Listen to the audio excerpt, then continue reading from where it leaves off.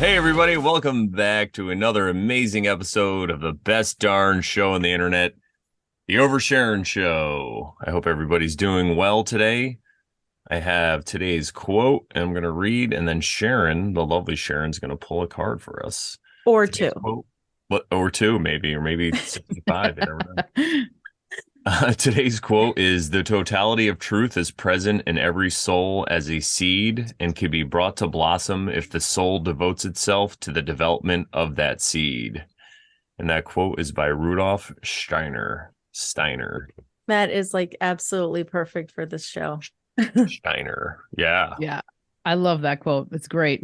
And I love Steiner. His work is awesome. Yeah. All righty. Well, Ace of Bows, which is Brandon, is that I forgot on this. I think that's fire. I think Fire, that's right? wands, right? Yeah, because they also have Sorry, it's like not fantastically. it has spears or something, right? Is the other suit for swords? Yeah, I think it is. No, arrows. It's arrows. Oh, arrows. So, yeah, that would be like a sword type of energy. Well, I like that. I do too. That's great. It's a great card for today too. It's like a fire bow. I love it, showing you how to make fire right at the beginning. Yep. Very, very cool. I also want to pull a card from the Essential Oils Healing deck, which is like more of like an oracle, not quite an oracle deck, but just a deck of essential oils, because our guest is Michelle's Healing Home today. So I wanted to pull something related to that sort of thing. And it's birch, and it says it builds strength and courage. It's just a little. Ooh. That's nice. That's very fitting as well. Wow. You know what I see very synchronistic about this is that birch bark is often used as a fire starter, because if you walk through the forest and you see birch bark hanging off, because sometimes it just hangs off, unlike normal trees where the bark stays. Mm-hmm. If you peel some of that, you just don't peel a ring all the way around it. But if you take some of that or some that's fallen, it catches a flame really quickly. So yeah, we have that Ace of Bows with the fire starter, then we get the birch. We're starting some fires here. Oh yeah, action. Yes, very much so. Listen, Billy Joel, we started the fire. Yeah. I almost played that song the other day at a wedding. Really? Yeah. Because I needed a long song. Oh.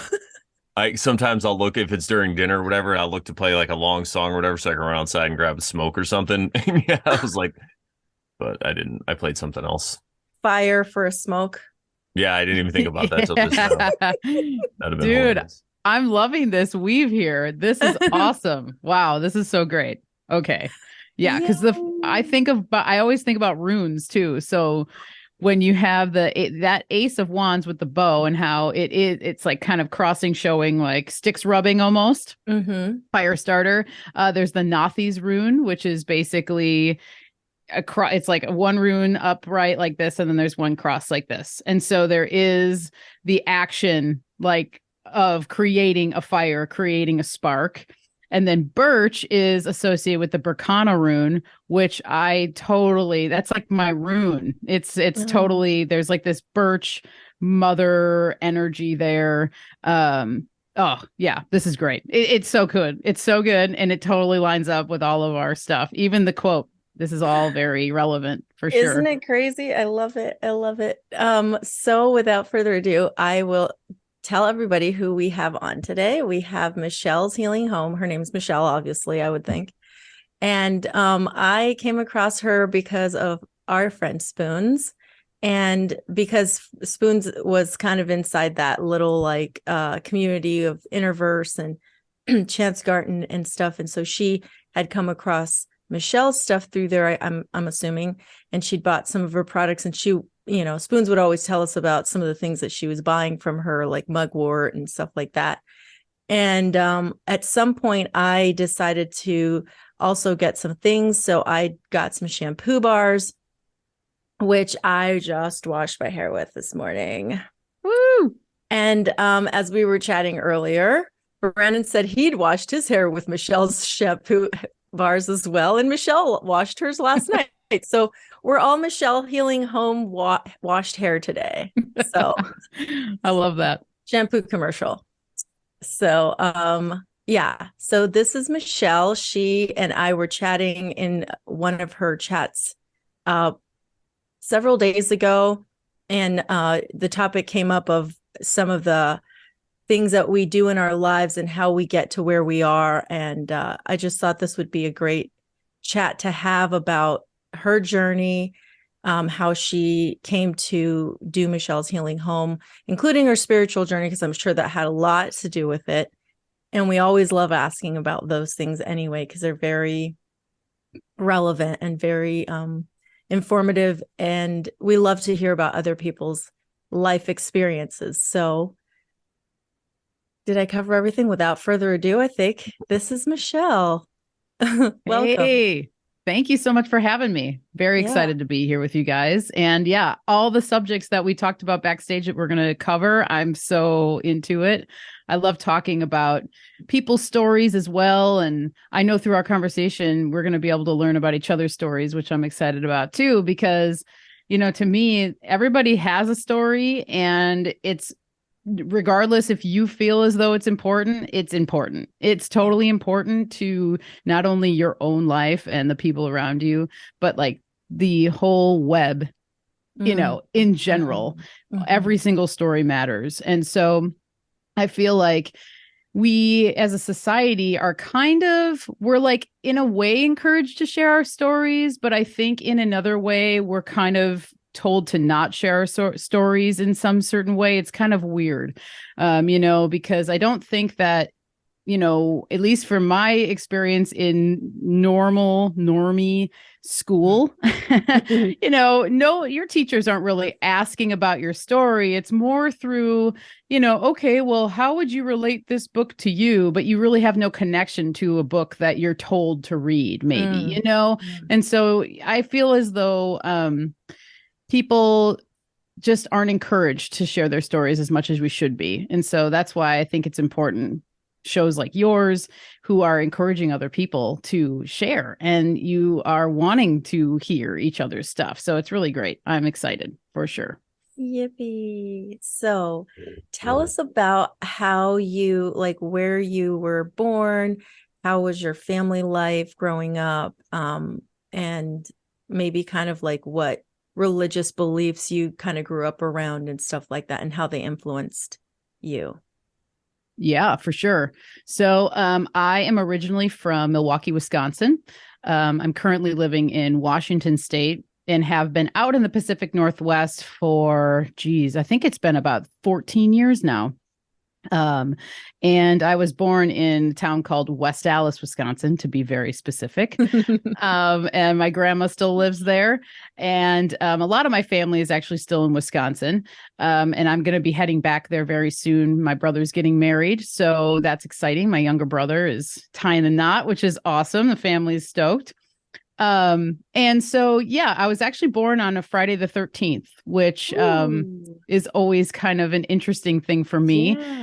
Yeah, because, you know, it's like, I think in pop culture, Friday the 13th is looked at as like a negative day, or it's scary or whatever. And, you know, turns out as I've gotten older and I did research on the number 13, it's actually more of like a motherly, divine feminine connected number, and that it's actually not as negative or scary as media portrays it to be. Oh, yeah. Right. And so, and I mean, how many things in life do we find that about? You know, it's just this total inversion sort of thing.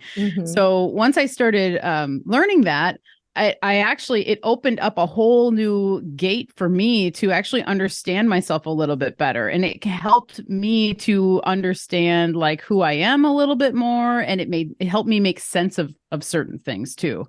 So that's a little bit of my birth story. And my mother always says, I was out as soon as I could go. I was out of her and I was ready to go. Very quick labor for her, and action fire. Totally. There it is right there. There's that ace of wands or ace of bow. Because yeah, it's just totally ready.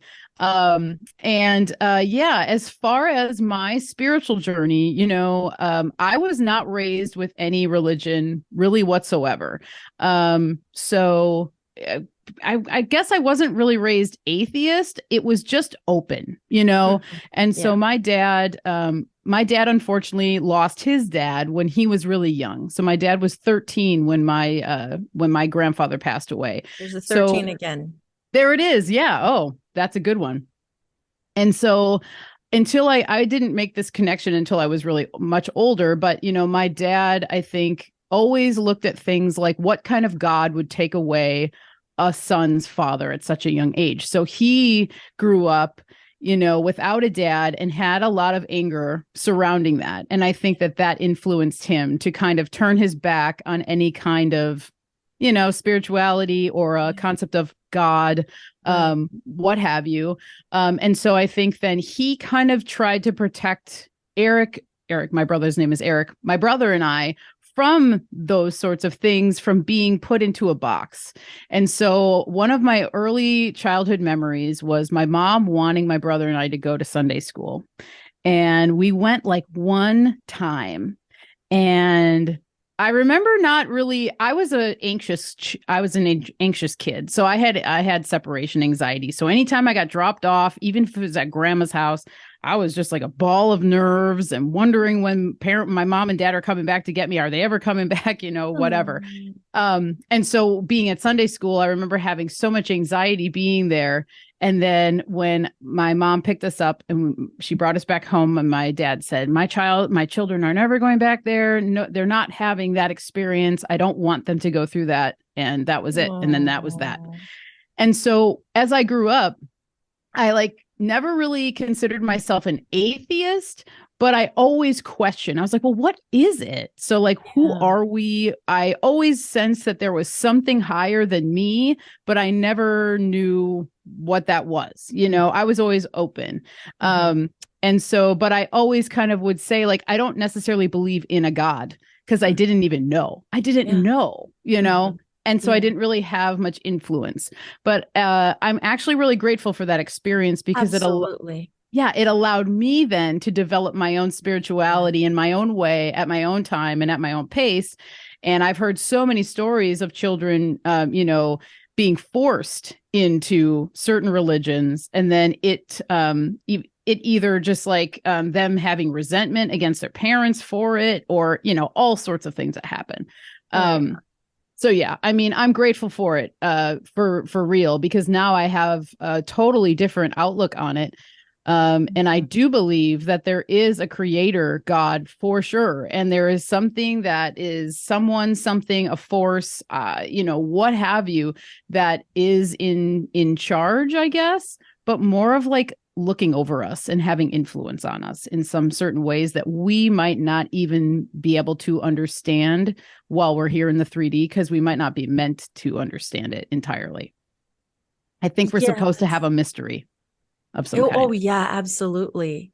And what you said about the way you grew up and not having any sort of really anything pushed on you, it's like an open, like a slate that's been wiped clean, and you're starting from scratch, from zero. And I think that is the best place to be. I had to get myself to that place in my own life. And that, I feel like that only happened a few years ago when all the nonsense started, but it was already developing, but it took the nonsense to kind of make me look into things more and more and more. I think just the energy of all of that, not necessarily that particular thing of the nonsense, but the energy that was building in the world prior to it was already pulling me in that direction of okay, wipe the slate clean. Nothing. Hold no indoctrination that you've ever had before of anything, and just start over. What's wrong with starting over and saying, I don't know anything at all, and I'm just going to see what I learn and what makes sense. So I think that's what you did that at a very, very young age, which is amazing. That's awesome. Yeah, no, that's cool. And yeah, like I said, I mean, I think that it allowed me to just develop into myself a little bit more. And then, as you found out, probably as soon as you were able to start cleaning that slate, there were probably things that popped up about yourself that you were like, "Oh, whoa, okay, I never thought of it that way," because I had this preconceived notion about everything that influenced you so heavily, that you weren't even able to see, kind of like the forest beyond the trees sort of thing, And I think that's what happens with these indoctrination things, whether it be religion or school or a job or some, people are, and rightfully so, people are looking for identity, and I think people find it, and I've found it in external things, throughout my life too. You identify with the thing that you do constantly. And so, whether for good, for better, or for worse, right? And so I think like that's why we have these institutions like schools and universities and things like that, because and religions, for that matter, and churches. Totally. Because people want, they're looking for a savior a lot of times when they don't realize that the savior is literally themselves, and it's right in the mirror, and it's been there since day one, and it's going to be there at the last day. And it will probably be there beyond that time. Who knows what happens, whether we turn into trees or we turn into birds or whatever, you're still going to have, that core identity, I think, that you carry throughout whatever this cycle is. So yeah, it can be a beautiful thing. And I just think a lot of people typically live in a lot of fear. And so it's scary to find out who you are sometimes, when you start ultimately asking that big question. At least that's how it was for me, being butted up against a bunch of shadow work and being like, wait, who am I? Like I was kind of living a little bit of a facade there, because you're protecting yourself in some way with these masks that we wear, whether it be protecting yourself from a trauma that you weren't able to kind of quite go through entirely, or whatever it might be. And that was kind of my big experience, was really coming to terms with who I really was, what's my true history, what were some of the choices I made, why, how, what, when, where, how, all these questions, and that for me, herbalism kind of really helped me to get to answer some of those bigger questions that really weren't easy to answer. And I feel like we're always searching for these answers, but herbs definitely, and plants were there for me during some of the more challenging times when I was really trying to figure out, my own patterns and why I do certain things. And how those patterns have not only affected me, but other people around me, and all the things that come with that. Awesome. I'd love to hear like some of those things that herbalism helped you with, or if you have some stories or some things like that to share. Yeah, totally. Well, first off, like so when I first started studying, it was back in 2013. And so I was and some people who have heard me talk or listen to my 13. Yeah, what the heck? Oh dude, yes, you guys are helping me connect that. Oh, that's awesome. Okay. Well, I'm gonna stone out on that later. Because that's like, whoa, I'm like, what? Okay, that's cool as hell. I actually almost have to write it down. There's like a 13 weave that I'll reevaluate here. Okay, so all right. So yeah, 2013. So I was a barista for a long time. I was a barista for about 11 years. And so I did that like towards the end of my college career, which basically I graduated college in 2007, and kind of typical story. I went to school to be a communication major. You really don't know what you're going to do. I kind of found out that the university system is a sham by the end of it. So I was really disgruntled and kind of like resentful and all this stuff. And I was like, you know what? I'm just going to be a barista and I can do this and, whatever. Right. So I have my college degree and then I'm a barista at the coffee shop, but I loved it. I loved the work. Oh yeah. It seems so fun. It really is. I've wanted to like be like, I want to be a barista at some point. But, I've never done it, but I'm like, that would be cool and fun, It's like just a to, morning bartender kind of thing, like a daytime yes, bartender yes, at the it's right like, place. yeah. And you It get to totally talk to is. people, interact with them. You see that kind of the same people all the time, because I remember like being a regular at some coffee shops, and like I'd get to know the baristas and I'd chat with them, and it's just very fun to me. Yeah, it was super fun. And especially at my age too, I was like, dude, this is perfect. And then I started having goals of owning a shop, and then I became managers at shops, and all those things. And yeah, you get to know people. And I've always been really social. I've always been just wanting, like we're talking about, wanting to know people, wanting to get to know somebody, learning their story. And being a barista was a great way for me to do that. And also it like helped teach me a lot of like work ethic things and multitasking and all the things that come with it. And so I was a barista up until probably, I think it was 2014, 15. So I was kind of at a point in my life in 2013 where I was realizing like, okay, I didn't want to work in coffee anymore. The ship had sailed for wanting to own a coffee shop because I had managed enough shops and been assistant managers enough to know, and like doing buying for things, like placing orders and all this stuff. And I was like, yeah, I think I'm good on, I think I'm good on this one. I think it's too much of an investment that I'm not willing to like sit with. And I was realizing too, one of the things that brought my barista career to a close was I was starting to have ethical issues with realizing that I was literally kind of a drug dealer for people, because there were regulars that would come in that were like haggard in the morning and straight up would be like, oh, I can't talk until I have coffee or whatever. And I was never like that. Like I didn't have me either. And I don't have that relationship with coffee. I don't really have it with really anything. And so when I was realizing that, I was like, whoa, dude, like that's pretty heavy. I'd never really thought of it that way. And then they would come in at lunch and get a coffee, and they were like shiny and bright and normal. And I was like, whoa, like it totally is a fix.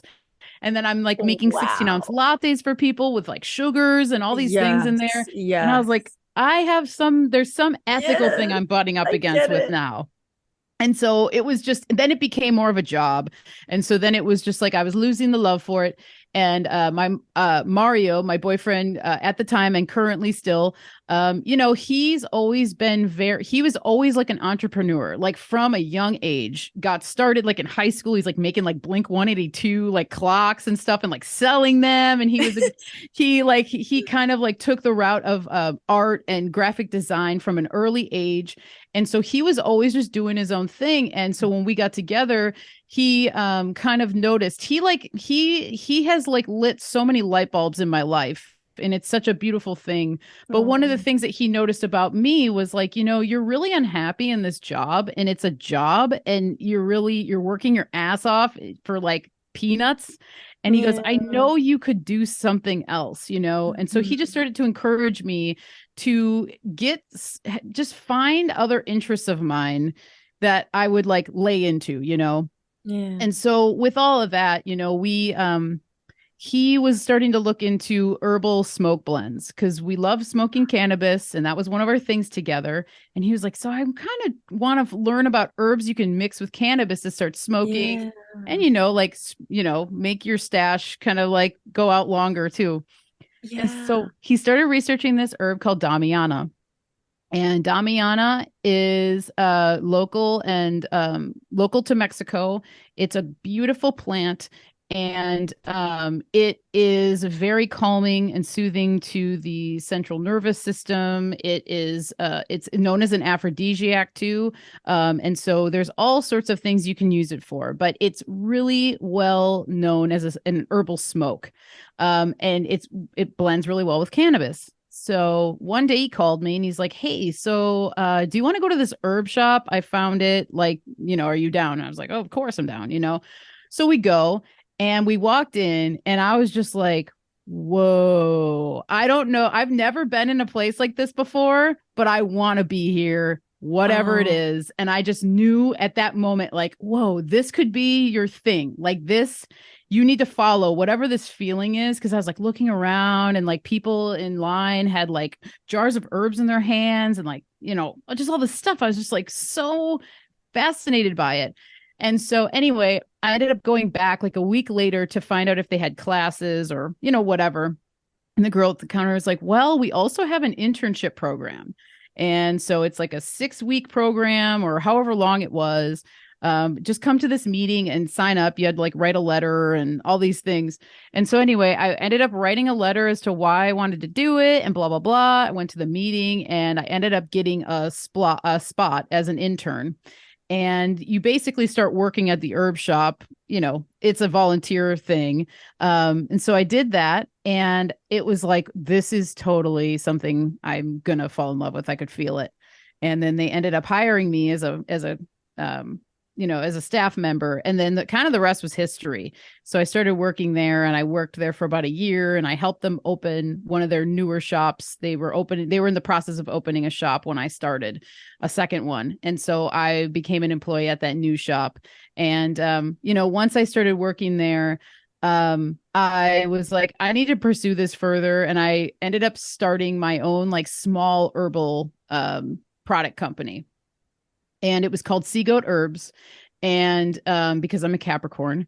And so by doing that, I started learning a lot. But one of the gifts that came with Sea Goat Herbs was me realizing that I wasn't quite ready for it and that I had a lot of emotional shadow work that I needed to do. And so I swear, like the herbs, there was like an initiation with Sea Goat. It was crazy because I was like doing things. I started doing wholesale and something never felt like right. Like there was some block and I didn't really understand what was going on. And then I kind of got butted up against me realizing that I was like harboring a lot of my my shadows. And Mario was actually kind of the person to start bringing this stuff out because he started asking me questions about my past, my history. You know, what were your habits? What did you do? And, you know, who were you hanging out with and all these things. And you know, it brought up a lot of painful memories for me. I was a pretty big drinker at that, like when I'm in my younger ages. And so just kind of fell into the party lifestyle for a while there, made not so many savory choices. I made unsavory choices and actually when I look at it in hindsight, it was a pretty short period of my life, but it's pretty fantastic how many stupid decisions you can make in a short amount of time when you really think about life sometimes because it moves so freaking fast. And so anyway, you know, without getting into all of the nitty-gritty details, it was just a huge evaluation of myself.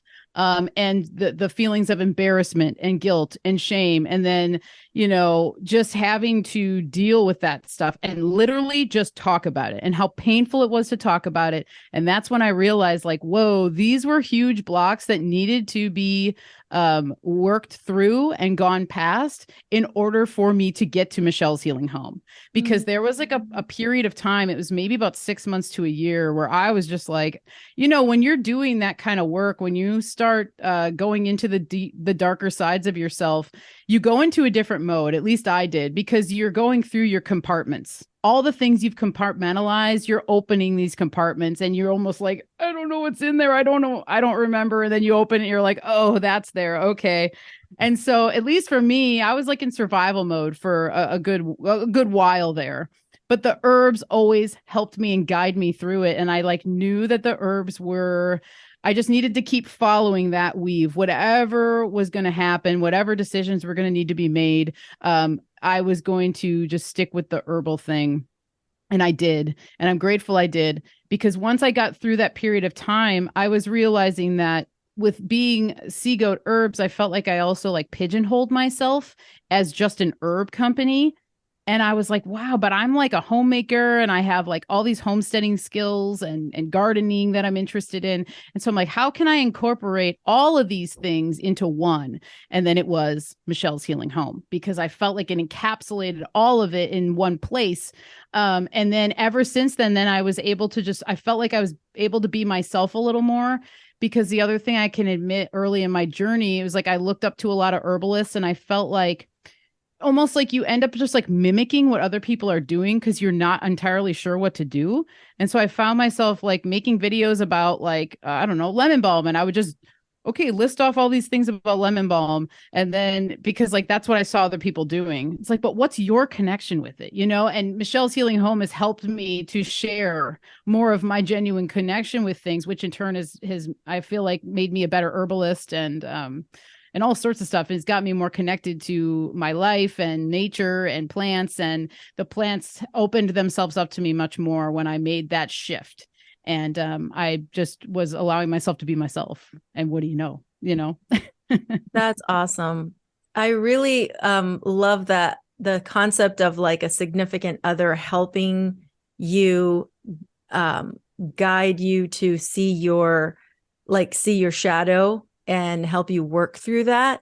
And it's really amazing and a loving thing. I just that's something Brandon and I recently were talking about too, just off, like I don't think we have talked about it on a show, but yeah, that's really awesome that Mario helped you with that. Yeah, I think it's huge. I just want to add real quick, because in our society, most times people are at odds with their significant other for one reason or another. And I've noticed in my own life when I cleaned up a lot of my own shit and now I'm in a really great relationship, that I don't have to take everything personally, and I could try to look at something from someone else's point of view. And when people are talking to you, they're telling you so much more than they're actually saying. And it's not all about me, you know, it's about this unit that we're trying to build. And it really is like the best shadow work that you can do, because if you're honest about it, it makes you look at your own stuff even more, you know, because before I think I was in relationships and I was always trying to look at how the other person could be to blame or at fault for things, you know? So yeah, that's great. And I love Mario. I saw that, I love the video you guys did about cats and the symbolism and all the, yeah, I was huge. So in the symbolism part too, because I'm really into symbolism, I loved how he broke that down in the beginning. It was really, really phenomenal, actually. Yeah, thanks. Yeah, that was a good one. We both have a huge cat weave. And like you said, you watched it. So it's just like we knew and we know we have to kind of follow the cats in some way. But, you know, that's great that you've also had that experience too with being, yeah, it's like your partner is a mirror, as are everybody. Your neighbor is a mirror to you. You know what I mean? But once you start looking at your relationships, specifically your close relationships, like that, it changes everything. And it takes you out of that mode of being a victim or blaming somebody else or blaming your partner, or it's like, well, if you just would have pulled the car up one more inch, then it wouldn't have gotten hit by that tree. It's like, well, maybe you should have like thought about where you parked instead of blaming, you know what I mean? It's just like, it's so easy. And those are the things that you know, and we still this work, you know, it's not like you do a block of shadow work and you're like, okay, I'm done. You know, it's like, yeah, it's like constant. Continual. Yeah. And so it's just, you know, it's a constant thing and things come up all the time, you know, and the key has just always been communication and being open and, you know, knowing that you're helping each other when you're open like that, and you use each other as mirrors instead of enemies. You're helping each other just become better people, which in turn is going to help your relationship get better and blossom and become stronger. And so that's just some of the lessons that I've learned in that way, because, you know, I think tough love is some of the best love you can get. And I think that it's hard to hear sometimes, and it's definitely not what you want to hear all the time, but it's like what you need to hear. And so, yeah, there's something really beautiful about that. And it makes such a big difference when you can come together as a unit instead of looking at each other as like this thing. I mean, and you're separate too. That's the other thing too, because we're all individuals. So we have free will, in my opinion. And so it's like, if you can still remain separate, but mesh together in that way, it creates some real beautiful synergy. Absolutely. What you were also talking about when you were talking about your business name and how you felt like Sea Goat was very limiting and very like boxing you in. I resonate with that because when like 10 plus years ago when I started a new blog, that I'd never really blogged before, and I wanted to talk about how because I was coming to this realization that nature had within it all that we needed for healing. And so I thought to myself that, you know, I hadn't come up with a name for my blog because I didn't want it to be limiting. I didn't want to be like, well, I'm going to change my mind later about this. And what if like you said, you wanted to encapsulate everything you possibly could with a name and be more general than to be super specific. And so I chose Nature Evangelist because because I found myself being very evangelistic about health and, you know, nutrition and things like that at the time. And I wanted to tell people, I wanted to tell everybody.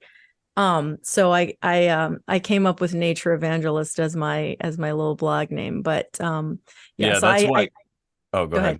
I was going to say that's why I named my channel Brandon Bonanza, because I started doing comedy in 2013, and then I started a channel in like 2014, and then by I think it was like 2017 or 18 is when I changed it, because I had all these different facets of like I would do comedy, but then I'd also talk about like truth or like healing and all this different stuff.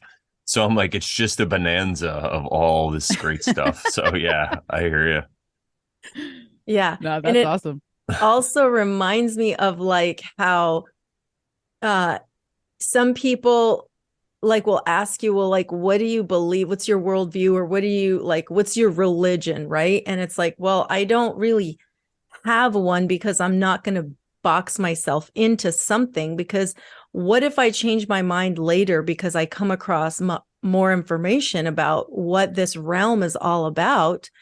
I'm not going to be like, well, I'm XYZ, because then that just puts limits around me. So I'm just open. I'm like, I'm open to possibilities. I I don't have a name. I don't have a label. I don't have a bucket.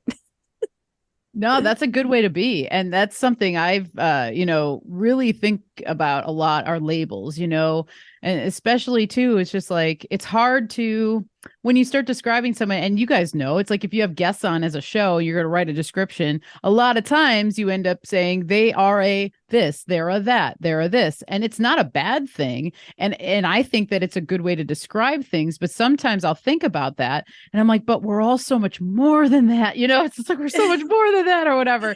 And I think though that there's a way to do it with grace, because saying like, I am an herbalist, it's like, you're an herbalist or whatever, but you also can acknowledge that you're many other things in just the actions that you do, and so it's such an interesting thing to think about the labels and titles and all that stuff. And yeah, it can be limiting. But I think it's all in how we look at it as well. And then always keeping an open mind to know that we're like more than that. But to choose wisely, I guess, as we're all just talking about, how you present yourself in the world matters, whether you think so or not, it does. And so it matters to your soul and your heart. And so it's like, how are you presenting yourself? Are you being authentic, or are you trying to put up a facade so someone thinks it's something else or whatever? It's like, it all is worth observing and meditating on, for sure. Yeah, absolutely. So you were talking about Mario, and I think we should have him on too. Oh, he'd love it. Yeah. Okay. Totally. Yay. Oh, Okay, he's so sweet. down. Yeah, I'm Yeah. down. Perfect. I even told him that when you messaged me, and he's like, "Oh yeah, hell yeah." Yay. Okay, exciting. Yeah. Yeah. Yeah. So I wanted to know, how did you guys meet? And because like you guys are a great duo, you know, and so I guess I want to know like how that happened. Where did you guys meet? Yeah, no, totally. Thanks for asking. Yeah, so well, we met through mutual friends actually. And so I moved to Portland in 2008, and so did he, but we met years after that. And so Oh, how funny. yeah, it's cool. But so when I moved to Portland, I got a job in coffee. That's actually how I got out there. I was like, oh my God. I like threw out a bunch of resumes to all different places that I thought I would want to live and stuff, record labels and coffee shops and what have you. And anyway, so I got a job in Portland, moved in 2008. Mario had moved up to Portland because his girlfriend, fiance at the time, actually was going to culinary school, and so she had moved to Portland, and he was still living in Fresno, and so he ended up moving to Portland to be with her. And then things didn't work out 100% with them, and she ended up moving back. But he was like, "Well, I really like it in Portland," so he ended up staying. And so he was going to film school at the Northwest Film Center in Portland. And I had just moved in with my good buddy, who I like have known since like fifth grade or something like that. And he was living in Portland. And so him and I had been in Portland for a couple of years at this point when what I'm talking about. And so had Mario. And so anyway, I was living with my buddy Dan and his friend Mike, and Mario was going to film school with Mike. And I got invited to a party, and Dan, I was like, I don't really feel like going out or whatever. And Dan's like, oh, just come. You'll be able to meet a bunch of Mike's friends and this and that. And because we were all moving into a house together, the three of us. I was like, okay. So I ended up going, and I went to this party, and it's so funny. But I walked in, and I'd gotten there late, and I just kind of was settling in. I was like, so does anyone want to smoke some weed? And then Mike goes, well, I'm good, but this guy will. And he pointed at Mario. And I was like, oh, okay, cool. So it was literally pack a bowl and start talking and smoking and whatever. And we just hit it off right away. Right. And I was like, oh, cool. Like, this guy's awesome and whatever. And I was totally not interested, like looking for a relationship or anything. I'd actually just kind of gotten out of like a pretty like not safe. Like, it was not good. Mm-hmm. I had been with a person for about just 6 months. It was kind of a frivolous, it wasn't even a relationship. You couldn't even call it that. Like, if you look at it in hindsight, it's like, this was just not good. And so anyway, so I was just in repair mode at that point. Right. Yeah. And so I was just like, whatever, And the next day I asked Dan, I was like, hey, so what's up with Mario? Do you know anything about him or whatever? And anyway, long story short, just through living with Mike and Dan, then Mario started coming over to the house, hanging out. We'd watch movies together, all three of us. It was all very innocent in the beginning. Mm-hmm. Yeah. And he had just gotten out of his relationship where he was engaged to be married. And he had like called that off. And all that stuff, because he just knew it wasn't working. They were doing long distance and all this stuff. And so he also was not interested in like right or whatever. That's the best when you're not, and then you just become friends. That's totally. Like so the best. It was the best. It was exactly what I think we both needed. Yeah. It's what I always wanted, even as a young girl. I always thought to myself, I'd love to just, have a best friend that I just end up falling in love with. Exactly. And it basically went that way. And it was just later on in my life. And so, we just like slowly started hanging out, and then we were hanging out every day. And then it was this and that. And so we were friends for a good like 2.5 years before we actually really kind of like went official, I guess you could say. Aww, and that's sweet. Yeah, it was really nice too, because he was looking into more like mind control sort of information. And he was just right in the beginning of learning about a lot of like MK Ultra and stuff like that. And he gave me this article by this guy named Ron Patton to read. He goes, are you like, would you be interested in reading something that's kind of crazy? And I was like, oh, yeah, and so anyway, he gave it to me, and red pilling you. Yeah, he was totally red pilling me without me even knowing it. Right. And I was reading, I'm like, oh, this is messed up. Like, if this is what really goes down with people, and there's like mind control, like programs and all this stuff, like, whoa, I had no idea. And I Mhm. was more of like a like anti-establishment, anti-cop, anti this kind of person. And so I Mhm. had been volunteering at this place called Sisters of the Road in Portland, which is basically a place where like homeless people or just like low income people can go and get meals. And Mhm. it was kind of like a hub for people. And I was working on that end. And it was very more activist driven. So at the time, there was something called the JTTF, which is the Joint Terrorist Task Force. And they're basically in cahoots with the FBI. And what they do is they'll like come into a city, Oh, wow. and it's like it basically allows the FBI to like be entwined with the local cops. And And the Portland was one of homeless network. Yes, exactly. And I learned that Wow. working through them, but they don't talk about that. It was just one of the things that like a light bulb went off. I was like, whoa, Mm. this is all connected. Connected. Yep. And Mario gave me that article, and I read the article, and my mind was blown. I was like, whoa, there's so many things that are blah, blah, blah. So both Yeah. of us just like really bonded over that. And Yeah. he goes, I can't believe you actually read it. I'm like, oh yeah, Oh. dude, like whatever. Oh, So yay. yeah, from an early point in our relationship, we were able to be very open about just like wacky stuff. And I think that that helped us develop a strong bond. And then we are at the point where we're at now, where our whole relationship has kind of like led us into these really weird weaves of information, meeting very interesting people. We're blessed Mhm. to have a lot of people like in our lives immediately close to us that we've known for over a decade, that have like we get together and we talk about this stuff. And so Oh. it is really cool, you know. And so that's kind of the origin story of us. And yeah, it's just been a freaking what a journey. It's been so freaking amazing and healing and beautiful. And I just am so grateful. I'm grateful for him and our relationship seriously every single day, because I just know Oh. that it's one of those things. It's hard to meet good people in this Oh, world, yeah. you know. And I just feel like even over the internet, as we're here together, and then the people in interverse communities and all the people that are the spiders and all the people that I love and have been able to meet just over like the last year and a half, even, Yeah. I'm just like, Yeah. whoa, dude, you got to hold on to these people when you meet the good ones, because yeah, there's not as many as you hope for. And maybe there are, and maybe there are more good people than I think, and it's just that you're so in your own thing that you Mhm. can't see that.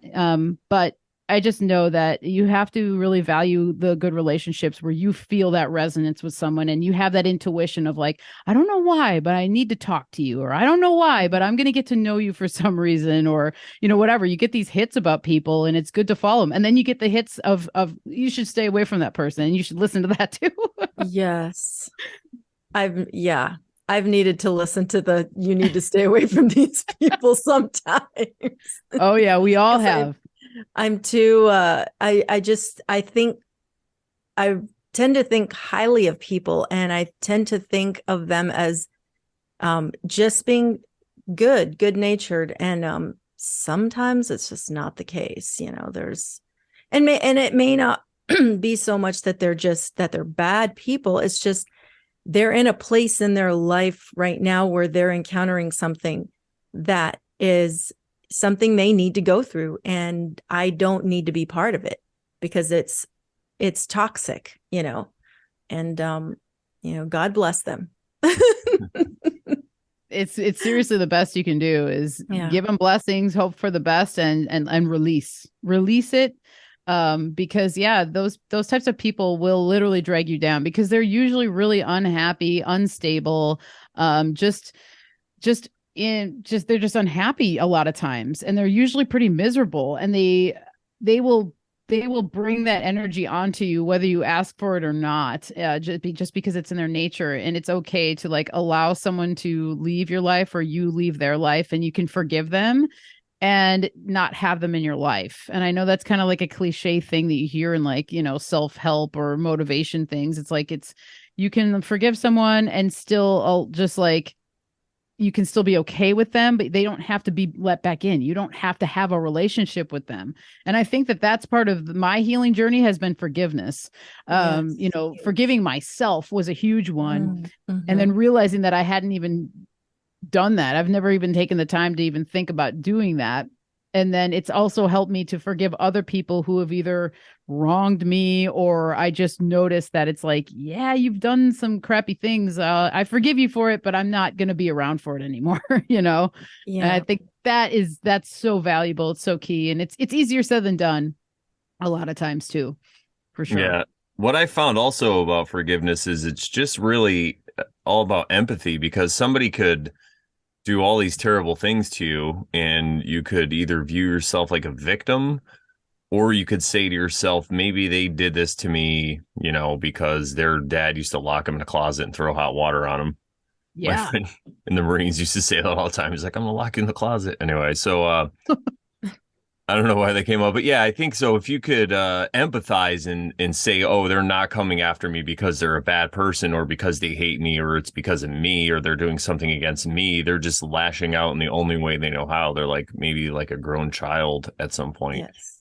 And I think that's what a lot of people might not understand about forgiveness, you know. And I think it's great. Also, I want to say that you guys are on this journey together, you and Mario, because a lot of times when you go through this, I went through like the whole mind control thing and looking into that, and a lot of conspiracy stuff, and like Mark Passio and Michael Tessarion and all these guys. And sometimes you could get stuck. It's like another trap, and you're like, oh, how dare we got to change the whole world and all these things. So it's good to see that you guys made it through that, and you're just more focused on healing and stuff.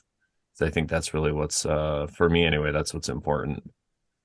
And again, no judgments. I get it. If you're really pissed off and angry, like just fire that anger, just keep riding it until it's done. You know, I get it. It's cool, but yeah. Yeah, no, totally. That's a really good point, because I learned too early on when we started looking into those crazy stuff. It was just like, I learned the hard way too, because as I said, I'd be in the coffee shop, I'm working, you know, and I started learning about all this stuff, and I would like bring it up to customers, right? Like I remember bringing up like something about Charles Manson one time, because I love learning. I have such a soft spot for that whole side of history, the 1960s, Laurel Canyon, Charles Manson. It just blows my mind. And I love it. And I really have loved researching it. And so I remember learning about it and how he's basically kind of like a government shill guy, not even a shill. I think he was just a patsy. He was like a poster boy. He was used, you know, and in a big way. And I remember saying that to a customer one day, and they just like looked at me like crazy. And I was like, okay, like you can't just like say this shit to random people. Yeah, they're like in their little tunnel vision. Like they're just like, they don't know. They have no idea. And it's just like, and it's not even a fault of theirs. It's just like, it's probably not even part of their journey to understand it right now. And so I would like bring these random things up to people. And I'm like, okay, I think you like shouldn't do that. You probably should just like, you know, not concern yourself to swine. Yeah, dude. Just like not concern yourself with waking other people up, and just like definitely worry about your own journey, and not even in a selfish way, because I think when we focus on our own journey and what we're here to do and heal ourselves, you kind of you end up healing the whole weave, the whole world, the web, or whatever you want to call it, you know, in your own certain way. You start mending these little holes that are in the weave and the web by doing this stuff. And so I feel like too, Mario and I both also came to that conclusion kind of around the same time, of realizing like you can't push this stuff on people. And if you're trying to, I mean, you can do that, but you're kind of spinning your own wheels, and you're kind of wasting valuable, precious time by doing so.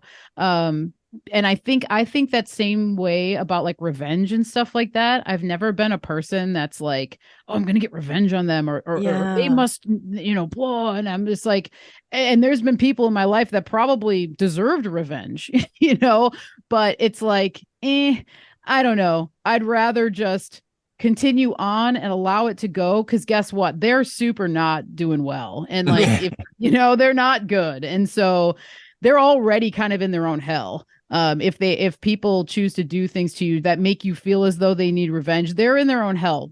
trust me, like, don't worry about it almost. And the more you focus on trying to revenge on them or whatever, it's like you're still giving them energy then. And so, you're better off just like literally receding all that energy. Taking your plug out of them entirely is going to do way more to them on an egoic level or, physical, spiritual, emotional level than you trying to get revenge, in my opinion, anyway. So, yeah, just like it's funny because the Bible, so many people like to because we a lot of us grew up with these Christian roots, and then some of us keep asking questions until we get kicked out or ostracized or just or stop going. And then some of us throw the Bible away. But, when it says like vengeance is mine, saith the Lord, if you think about what that really means, like there is no other worse revenge that you could plan for somebody than that the universe or spirit or guide or however you want to say it, or God can exact on somebody. I mean, it's going to be like, and it's going to be what they need. Like you said, they're already probably doing terrible. So it really just comes back again to like, oh, they hurt me, oh, what did they do to me? It's like, it doesn't matter, in the grand scheme of things. But like Sharon was saying, you could just basically put up boundaries and distance yourself from them. And a lot of that has to do also to do with what you're thinking. Because even if you disassociate yourself from a person, but if you're constantly thinking about it, it's really just going to eat away at you. Yeah. And one thing I want to say too is when you were talking about yelling at people at like as a barista or telling people, I was actually doing stand-up comedy when I started to go through all this. So I'd be like on stage screaming at people like, do you know that government means mind control? Like, my one friend was just like, you got to make it funny. Like he wasn't into this. He's like, yeah, but at least make it funny. So yeah, I had to take a little break from that. But yeah, I was getting pretty crazy. I did a lot of anti-war stuff, which is fun because I was in the Marine Corps for 4 years. So I was able to ring that bell. Nobody could really give me a hard time. But yeah, I'm just like, I have this microphone and I'm in front of people. I felt like it was my duty to inform them about all this crazy stuff that was going on. Yeah. Dude. Yeah. Speaking of that, like you guys are talking about like how we feel this need to like indoctrinate others. And I feel like I just thought of this as you guys were talking, that like we're indoctrinated to indoctrinate. Like yes. Like it's like a feature of a cult leader to be that way, to like, I need to tell you this. You need to understand this because it's true, and you need to tell others because it's, quote, true. So it's not even a natural thing for like, yeah, I mean, of course it's natural if you find something that is useful, you want to tell other people, but generally you don't want to force it on other people, right? Like if it comes up naturally and it's like, oh, I tried one of Michelle's Healing Home shampoo bars and I love how it makes my hair feel. You're not going to be like, you must buy her shampoo because it is the only shampoo. And, you're just like, oh, I really like how it feels. I like this. I like that. But I think it's a different energy. Like when you like feel the need to like, I need to tell this person because versus like, oh, I really like this. I really enjoy this. This is really cool to me. Yeah. What I do now too is I'll give steps to people. So like if they're bringing stuff up, especially like all the chemicals that we just bathe ourselves in all the time, right? Like you were talking about shampoo and stuff. Because, people, I DJ weddings, so I see a lot of people and they're always like, oh my God, your hair is crazy. Like just Friday, I was walking from like the bathroom over to my DJ thing. This old guy comes up and he's like, you look like Jesus. And this other lady's like, oh, your hair. And I was like, yeah. And I told her about, I'm like, I only wash it like every couple of weeks. Like, and I told her about the shampoo bar and I just kind of hinted at the other stuff, but I'm not like a prophet or like a salesman for it. I just kind of will see how far I can get. And then sometimes people will go, oh yeah, that stuff's terrible. And then I'm like, oh, you want to hear more? Yeah, but I feel like a lot of that, we've talked about this before. It's if you're, especially when it comes to belief systems, not just shampoo, but if you're stuck in a belief system, And it's, you know, say it's like a some kind of religious belief system, like exoteric, and you deep down, I feel like I know this is my thing. I didn't always it resonated with me, but I also wanted to tell people about it because I wanted to validate my worldview through them. I wanted them to agree with me. So then I could be like, oh, I guess I am right. You know, I couldn't trust my own judgment on that. And we Yeah. see a lot of that. I think it's just the way people are raised in the society and stuff. And the way Sharon and I broke it down, it's really comes down to like a slave or a master mindset. And really, we broke it down even further. It's just like if you're a materialist or if you're not a materialist, you know, if you kind of believe that this is, you don't even have to believe it's a realm. I mean, whatever it is, but if you don't have a lot of worries about what's going to happen and you trust the plan, kind of quote unquote, then you're more less of a materialist, I guess you could say. But if you're more of a materialist mindset, you're stuck in that and you have all this stuff about like scarcity. You know, I'm going to run out of money. This is going to run out. I got, you know, so, and it's the same thing with belief systems. There's like a scarcity there. Yeah. Oh gosh, totally. I'm so glad we went in this direction because scarcity is the scarcity mindset is so crazy and stifling. And I think that again, we're kind of we're raised in a system that promotes scarcity mindset, like to the max. Fear. Oh, fear and all of it. Just, and like you said, the resources are going to run out. Oh my God. And we're going to run out of water and oil. And that was a rabbit hole that like we kind of went down and then realized like, wait, actually, I think this is actually a gatekeeping kind of like cul-de-sac thing like that this is not how it really is. And it's like when you start to realize that, and I think about this now because where we live, so we live in the Pacific Northwest, which is a really just like green, abundant area.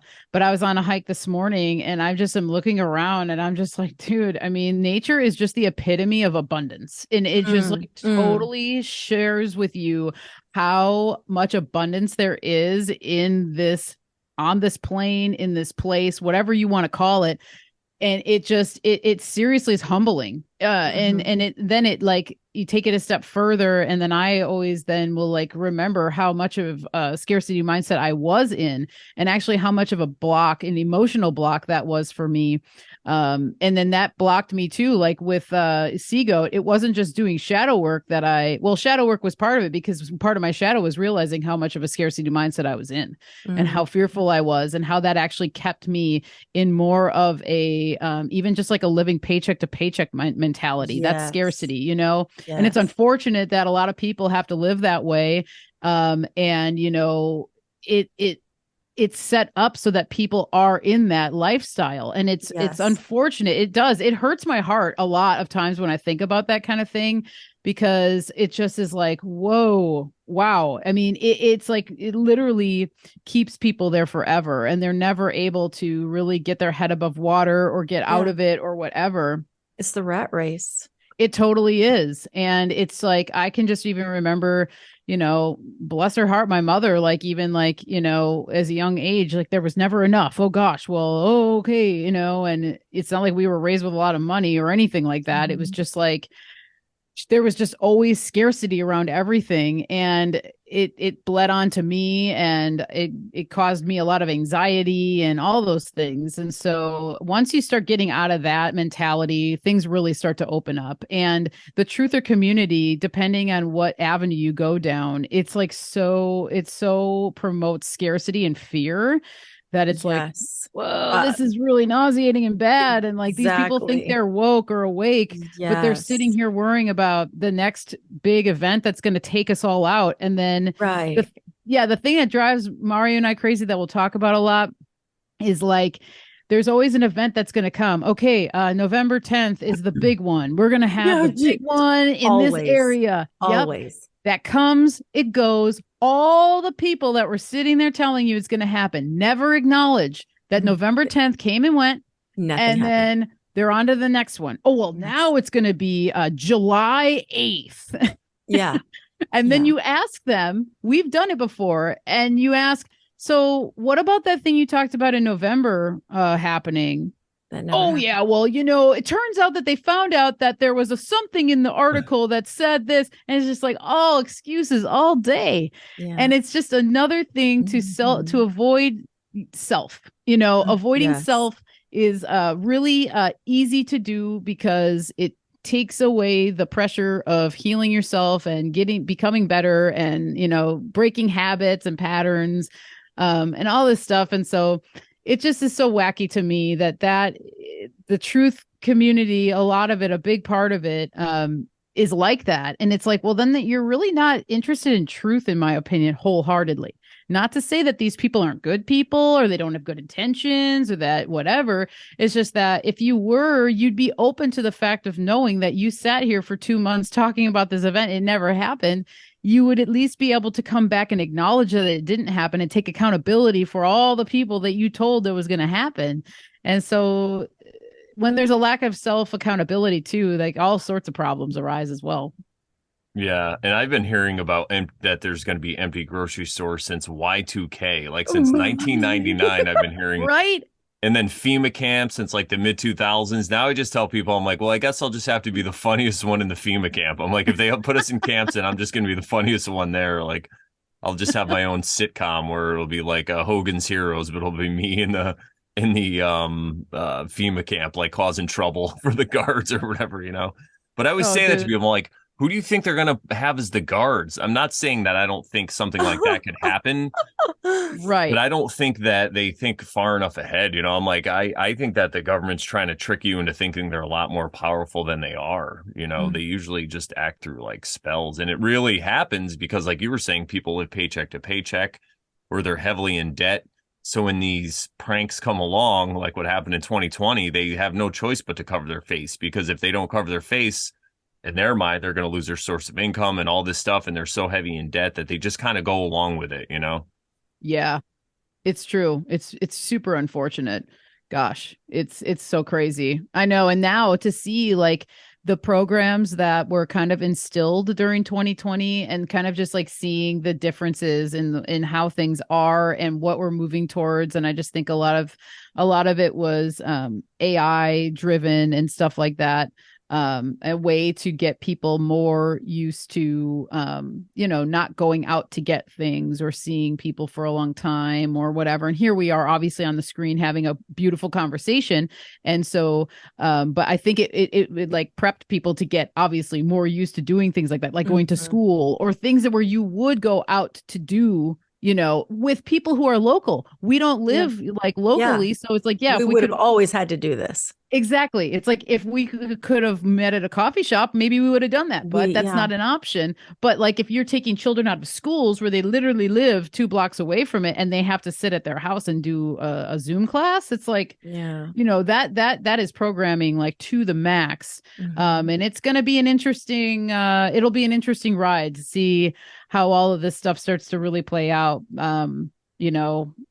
Gosh, we just had a conversation with a friend of ours who was talking about the Chat GPT or whatever, and how he could use it to write papers for school. And I'm like, well, good luck with that. You're paying for school. You're literally paying to go to school. Are you there to learn, or are you there to just like literally type this in the chat thing so they can write a paper for you? And then why are you there then? Like shut up their parents mostly. Most people who go to school just to shut their parents up. That's what I've learned. Right. Like, yeah. Right. Get them off their back or whatever. Yeah. Sorry, Sharon. Go ahead. Wow. No. Yeah. But I just think of plagiarism. Oh, yeah. Okay. So now, like, how would anybody know that you had a bot write a paper for you? Right. It's so bizarre. Like, oh, I don't even. There was a guy. There's a guy that some of us watch, but we don't always mention his name because he causes a lot of division. But he did some research with this Chat GPT, or maybe it was a different chat bot or whatever, or AI or whatever. But it was giving him references, and he went to look up the references, and the references were fake. Like it was just creating this whole story. So. It's crazy because it's getting its info from the web, and the web has lots of lies too. Yeah, right. Exactly. and so much unsourced material. And, Yes. Mario did mention though, because when we had this conversation with a dear friend of ours who we love dearly, it's just like not everybody makes choices that you would agree with, and that's fine. Make the choice, go for it, whatever. Still love you, but whatever.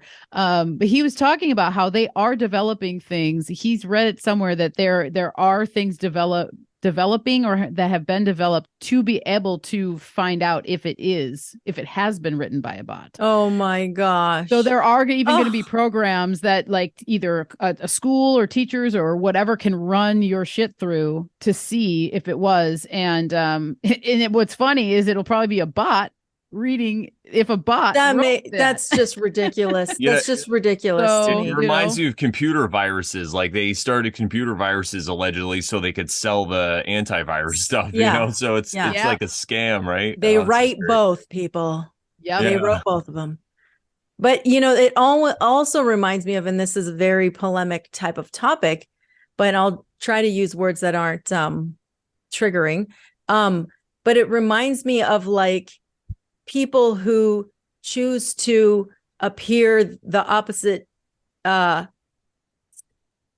gender that they were born and participate in a game of some sort that is for the opposite sex that they were born, but they are participating in it and it's okay. Right. It's like world. it's insane. It's backwards. It really is backwards. And I mean, it's really being pushed. I mean, it's been being pushed for years, but we like to watch MMA UFC fights. And we just watched the last card on Saturday. And there's commercials on, so it's always an interesting look into what most people are seeing when they watch events or whatever. And yeah, just even the pharmaceutical companies, the drugs they're now putting out are kind of even promoting these lifestyles even more. And all of us in the room kind of looked at each other and were like, whoa, this is a new one. And I don't even need to get into the details, but just off of what you're saying, people can catch the drift of like, they are definitely promoting this even more. It's like more and more and more and more and more heavy, pour it on. Because then we were talking about, we're like watching the UFC, like MMA. How many of the people that are watching this, like the demographic, would even give a crap about this stuff and probably don't agree with it? But it's that subliminal nod to it, that seed that was planted to almost just like accept it a little bit more, or like it's normalizing it. So it's just like, and that's obviously it's advertising 101, but like that's how advertising works, is all through a lot of subliminal messaging. So it's like the things you don't even think you'll pick up, you do. And so we just were tripping out and talking about how that is like probably the main reason that commercial was even in there, because majority of the people watching probably have no real desire or connection to even use that product at all. Anyway, but it's going to be implanted in there in some way. So yeah, and it could even piss a lot of people off, and subconsciously they don't realize it. So then they're going to get mad at people who want to do this transition, when the people who want to do the transition are the ones who probably suffered the most trauma, and they probably need the most love. Not not that you have to accept, but at least empathy or whatever, and they just don't deserve your hate, is what I mean. Like they become the scapegoats. It's really amazing how it works. Yeah, that's a great point, because I always think about that kind of stuff too, of like, wow, if that person is acting that way, however it is, whatever it is, what the hell have they gone through to get to the point to have to act like that, or feel like they needed to act like that for some sort of defense mechanism, or, whatever. And that's ultimately what it comes down to, is a lot of times is trauma, and then the unresolved trauma, because we all have trauma, right? We all have stuff that's happened to us and whatever. And I think it's literally just the choice whether or not you make to work through that and dive into it and start to understand it and realize how it's influenced you, or literally tuck it down, push it down, and continue it to be hidden. And then we have results of what we're talking about, because it's traumatized people being so confused, of who they are, what they are, why, what's happening. Oh, well, society's telling me this is what happens to people like me, so I guess I'll just do that, instead of actually really tapping it in. Because I'm always like more of wanting to ask people the hard questions of like why they got to where they're at, but not everybody wants to hear that. And I just think like some of the solutions to some of these issues that might be happening is literally just asking people more questions. And as we talked about in the beginning, finding out their story and what happened. Because I think sometimes people, when you ask them the right questions, that's when you open these doors to them being able to heal. And then obviously it's a choice if they want to walk through or not. But I just think people aren't even asked the right questions. It's just automatically given like a simple solution. Mm-hmm. Right. Exactly. Like when you go to a doctor, here's a pill, you'll be fine. Just take this. Yep. Yeah. And there's no other questions as to anything else that could be pertaining to anything, that would get a person to the point of having high blood pressure. You know what I mean? Or whatever it is, Whatever it is. It's just it's crazy to me. And that's one of the things that's been such a motivator for me to just continue on the herbal natural health journey. Is that alone is just like walking away from the allopathic system. And one of the episodes I did listen to you guys talk about, you brought up that whole thing about going to a hospital. The choice, we have the choice whether we're going to go or not. And I know that both of you mentioned like you'd rather actually, and it sounds extreme to people who aren't thinking this way, I wanted to bring rather that die. up.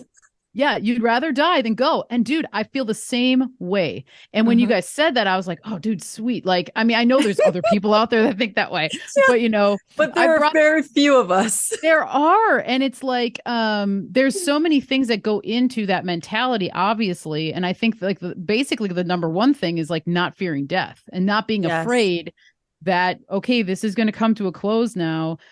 Okay, well, if it's going to come to a close, I sure as hell would rather be like in a forest or in the comfort of my bed or somewhere that is comfortable and not not under the spell that the allopathic medicine system is going to put me in to get me to transition to the other side. Because who knows what their methods do. Their methods probably screw up the whole path to where you're really supposed to go.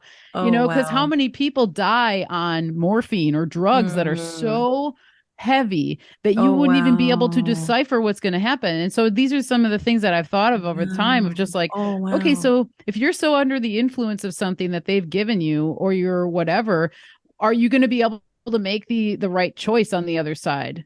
And we don't know what the choice is. No one really knows. And I know there's people who have had like, near-death experiences, who have had these things happen, and they can come back and tell awesome stories of what they saw. But ultimately, at the end of the day, I feel like none of us really know until you get there. It's like the bridge, you don't cross that bridge till you're there. It's like impossible, in my opinion. And so it's just something I've thought of over the years. And Mario and I've had this discussion a handful of years ago where I told him that, that exact thing is just like, the only way that I ever want to be taken somewhere like a hospital for whatever were to happen is if I'm literally, there's something so heinous has happened where I'm like unconscious and I was taken there against my will. Like there's instances where there's people that have our same beliefs. You're in a car crash. There's no one else there to help you to speak for you, God forbid. And you're taken there. You know what I mean? Yeah. That would be the only way that it would happen, in my opinion, for me, if it were against my will. And anything else, I would do my damnedest to make sure that I'm not there. And so and then that would be part of the plan, right? God must have intended for you to learn something from the experience of someone taking you to the hospital against your will. Yep. If there's something that you need to learn from it, I see it that way. Like, I feel like I trust the plan that God, my higher self, whatever you want to call it, the divine, the source, has for me. So I don't expect that I'll need to be taken to a hospital for anything. I just don't. Yep. But if I do, or if I happen to be in a place where I am dying, then that's what God wanted for me. And I need to, I feel like I'll need to experience that. And if I need to experience that, I'm going to question whether I need to go to the hospital or not, then that's what I needed to experience from that moment. Right. But whatever it is, it really comes down to, there's going to be something that you learn from it or something like that. Because otherwise, if I am trusting the plan that God has for me, then when God wants to take me the way I'm meant to be taken this lifetime, that's going to happen in that way. Like, I don't think I can, like, it's just like, well, if I die in a car crash, that's how I died. Right. If I, whatever, like, it is going to be what it is. Yeah. 100%. And I'm not worried. It's like, I'm not worried about that. People that are like, well, I need to get my paperwork so that, like, if I am taken to a hospital, then they need to know this, XYZ, that, and the other. And it's like, but I'm not worried about that. Cause if I'm meant to go, then I'm meant to go. I'd rather just go naturally than be like messed with and poked and prodded and like resurrected when I wasn't meant to be, you know what I mean? Like, when tried to, wake me up or get me back into this lifetime that maybe I don't want to come back, Zombie Sharon on the Over Sharon show. We brought her back. Yeah, I totally feel that. And what you were saying about hospitals, even if it's not the drugs, just the vibration, the fear and everything that's going around, and the hustle and the running around and trying to save. And like, if somebody dies, it's a failure when we're all going to die. Right. So I feel the same way. I mean, I've been telling my parents forever. Like, I was always like, if I get hurt, don't bring me to hospital. Just leave me in a field. I'll be fine. Like, unless it's a car accident where they could like maybe put my finger back on or something. Cause I don't think it's all bad. There's some things that they have technologically that are good, but more to what you guys are saying. And I don't need to be like poked and prodded, and like, they have no idea what's going on. They're just throwing things at you. So I'd rather just be in a field, like, just bring me, drop me off in a field. I'll be fine. Next to a tree.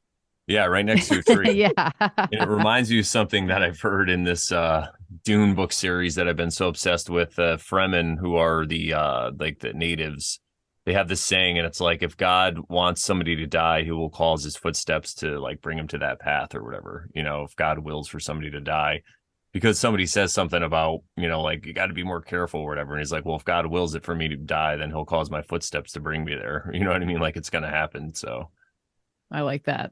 Yeah. And I, like you said, when we started talking about this whole death thing, and not fearing it, there are a lot of people who can't see it. So they're like I said, very few people resonate with what we're talking about, because there's still that attachment, that fear of like death, of what might happen and whatnot. So we maybe get maybe not made fun of, but we kind of get pointed the finger at, like, are they crazy? Like, what's wrong with with them?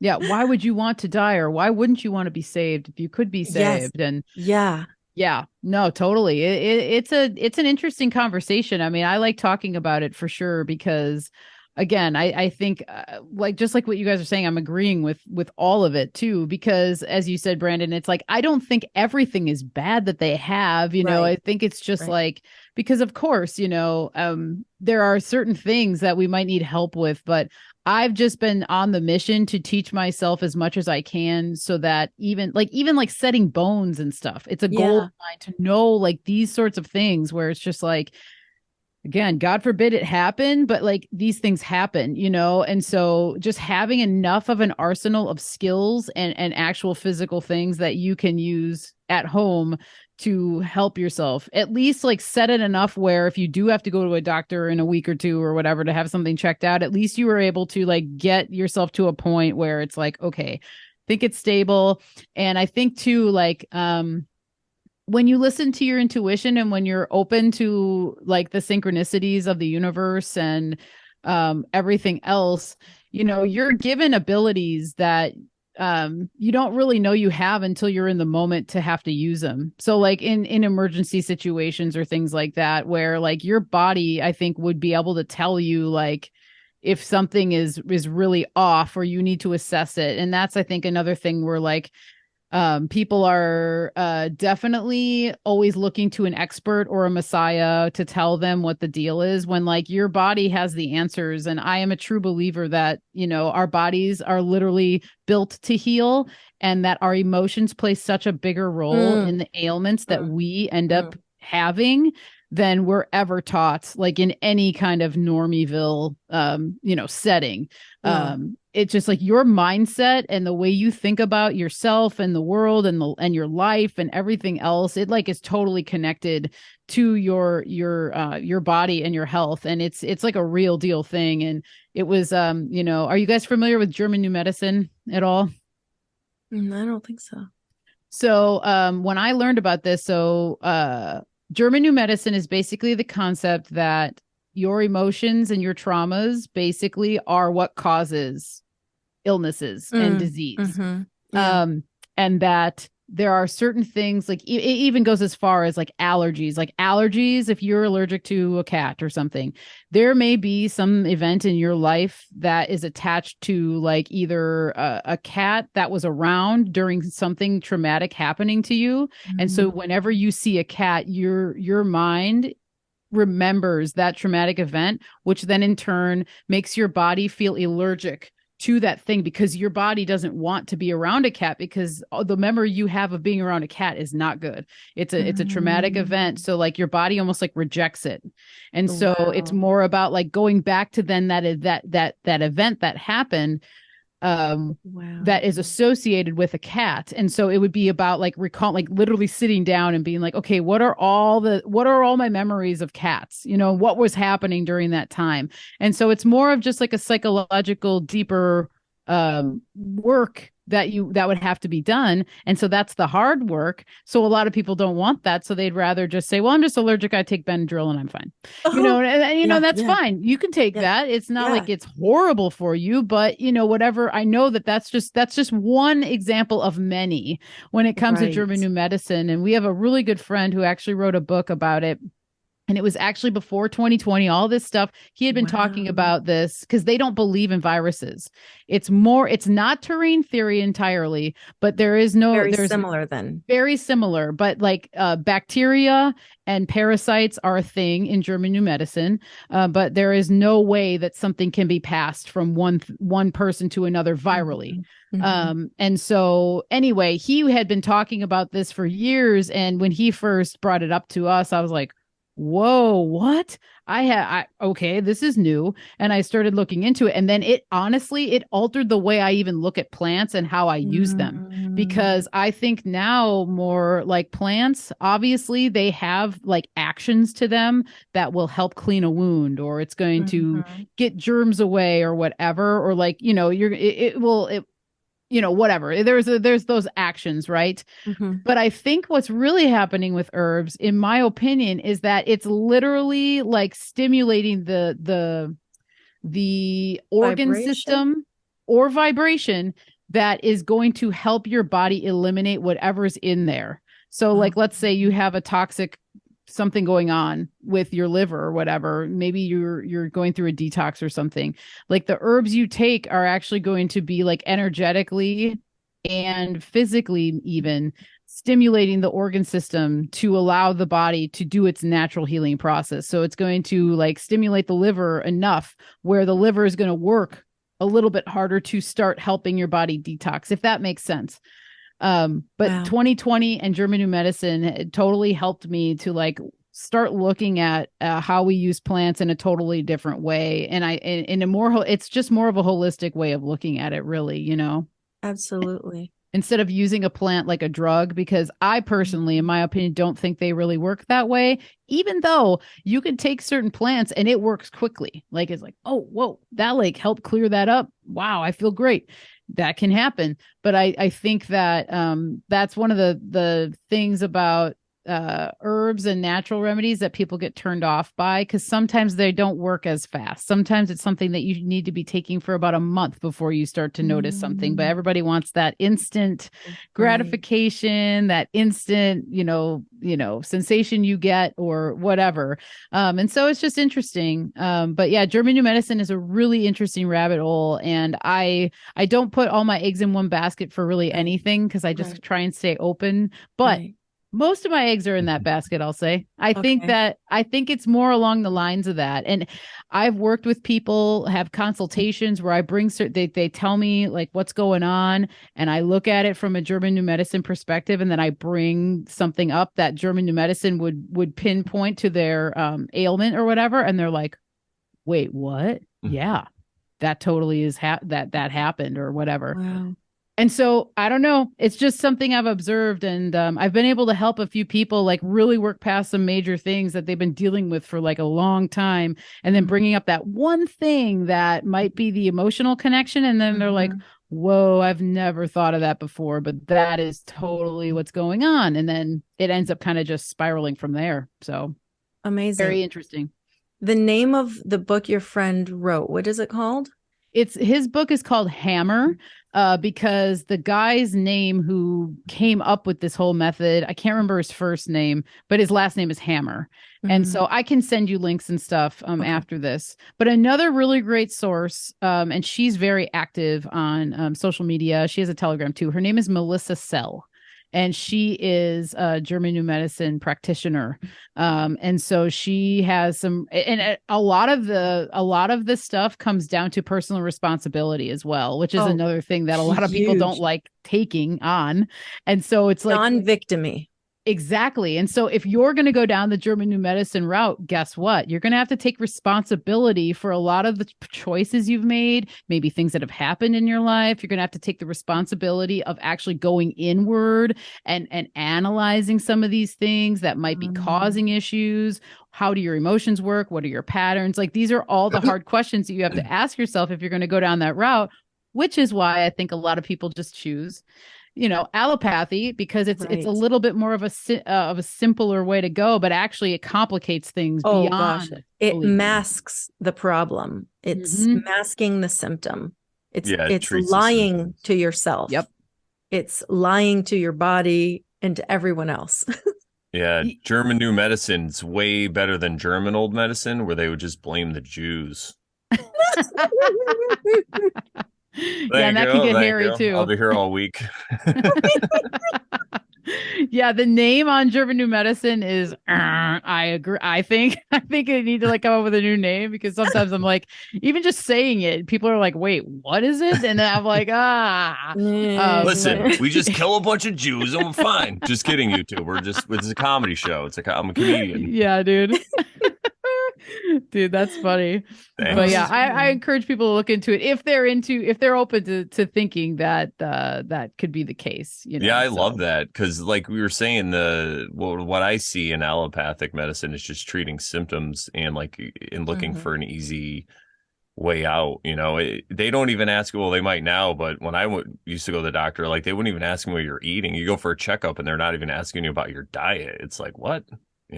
It's crazy because it reminds me of when I was in college and I was breaking out with acne, and I'm just like, but this didn't happen before. So something's different, right? So I went to a doctor, a dermatologist, thinking that, they would know. And they're like, oh, it's the bacteria on your skin. You need to be washing your face. Don't touch your face. Do this, that, and the other. And I'm just like, but what am I eating? And they're like, huh? They didn't even, I'm like, no, what am I eating that is doing this? I feel like it's a food thing. And they're like, oh, well, some people say that drinking, some studies have shown that drinking skim milk can cause, and I'm just like, skim milk, really? It was just bizarre to me. And I intuitively knew it was something probably food related, right? I mean, it was probably a lot of other things too, but I had a feeling it was food related, right? And I'm just like, these people don't know. That's what began my disillusionment, if that's a word, with modern medicine. It started there. It started, in college when they couldn't answer simple freaking questions. Yep. And it's commonplace right there. That situation you were in is so common for people. Mm-hmm. And then at least you had the know-with-all to like trust yourself though, to be like, wait, but I know that this is probably what's going on. And most people would just be like, okay, well, doctor said so. Doctor said it's skim milk. So I guess, whatever, it's just like, yeah, I don't know. I think these little situations that we find ourselves in are seriously little gifts, and little, little skeleton keys to open these doors. And it's whether or not you choose to open it or whatever is on you. And so, yeah, that's interesting. I kind of had the same situation in college where I did break out in like high school, but it was like in college where it was like really bad, where I was just like, whoa, what is going on here? And I mean, I know that there's like hormonal things too, but I think stress, like obviously it was like I think played a really big factor in it, but it's just funny. And then how in society too, like, especially for women, like when you have acne or whatever, then there's, the blemish stick with the concealer and just cover it all up. And like, it makes it so much worse. And then it even looks worse. And like, when you like stand back in hindsight, it's like, yeah, okay, you had pimples on your face or whatever. And for me, I was so self-conscious about it. So then you're always thinking about it and you're thinking everybody else is thinking about it. And they're actually thinking about the shit they have to do. And they don't care about your pimple on your face or whatever, it's just this whole like slippery slope of stuff that happens. And so anyway, it's interesting. Yeah. All this topic of like trauma and emotions that trigger this dis-ease in the body, and the topic of death and all that is totally synced, because I'm currently like reading books, listening to audios about this sort of thing right now, just because it's just like in my realm right now to be looking into this for whatever reason. And like I was listening to Ram Dass, what is it, Brandon? Love Devotion and something. It's about the Bhagavad Gita. Yeah. Yeah. It's Service that, and Devotion or something. Love, Service and Devotion audio. It's not an audio book because they were lectures, but it's an audio lecture of Ram Dass. And I started chapter 9 like I've had this book for months. Brendan told me about it. I got the audiobook, and it's probably been a good year, and I haven't gone through the whole book, because it's like, I don't know how many hours long, but I found myself in chapter 9 some days ago, and it was about death and how people approach it and how people see it. And it was just it's crazy because it's so timely, all this discussion. And I think it triggered some things in me. Cody and I got to talk about it because I told him to listen to that section too. And Cody's my boyfriend, if you didn't know. And we got to talk about those things. I think it brought up some emotion. It was a full moon. I found myself like letting go of some emotions, like crying the last few days. And last night I woke up in the middle of the night with like menstrual pain, like on my lower back and like the abdomen area. And it's been so long since that happened. And I was like, I'm just like, what emotion am I not letting go? What do I need to do? Like, because this hasn't happened in so long. Like I've had pretty, pain, not super painless, but just sometimes I get lower back discomfort, but it's not like pain. This was like pain, and it just wouldn't go away. And I was like, so I listened to an activation by, or it was like a pain thing by Eileen McCusick. And then I listened to like a Reiki ASMR session, and that really helped too. I was trying to do some breathing, but it was hard. Like I was just like, I'm just like not even breathing right. Like I can't even focus on breathing. And it's funny because this is all really synced right now. Just take some Tylenol, Sharon. This show is brought to you by Tylenol. If you really hate your liver, eat more Tylenol. Yeah, and that's the funny thing is like growing up when these things would happen to me, because I grew up with having like painful menstrual cycle, not super ridiculous, but like enough that I was like, I need to take something sometimes. Mm-hmm. But I would mostly just deal with it because I didn't like to, I wasn't one to like reach for like the painkiller. I just, even back before I was like more on natural stuff, I kind of was always that way in some ways. Like I was just like, it didn't dawn on me to like reach for something like that unless it was so bad. And Right. every once in a while it got bad. But yeah, I didn't even think of that last night at all. I was like, let me take some CBD. I have like a CBD bar that like a friend made for me. And it has like the camphor type stuff. And I rubbed it on my back and on my belly. And then I was like, I'll try to go to bed now. And, eventually I fell asleep at like 5 a.m. Damn. Yeah, interesting. Yeah. Well, it's a good place to start questioning, like, what am I holding on to, Yeah. or what is going on? And there's so many factors too, especially with menstruation, and obviously it's like there's hormonal things and there's environmental things and there's like foods that can trigger certain things. And so, but a lot of times it's like there's an emotional connection to everything that's happening to us, in my opinion. And so that's a good question to ask yourself. I think more people need to be asking those sorts of questions. Yeah. And I think it was the topics that I've been uncovering with like listening to the Ram Dass stuff, talking to Cody about it, talking about grief and loss, because we were talking about death, right? So I was talking about the loss of my husband and several years ago. And then for him, he lost his mother like a little over a year ago. So like we have that in common. We share that where we lost a bond that was like the closest bond that we had at the time to us. And that loss, maybe I haven't grieved all of it. And maybe that's what it came back. Something came back for me to let it go or whatever. So I did try to think about those things last night, and I tried to like let things go. I tried to cry things out, if I needed to. And, so. Yeah. And that's the best thing to do too. And releasing it. And then the thing I'll say with German New Medicine is that when you get a symptom, it's actually like a good thing. That means your body is starting to heal.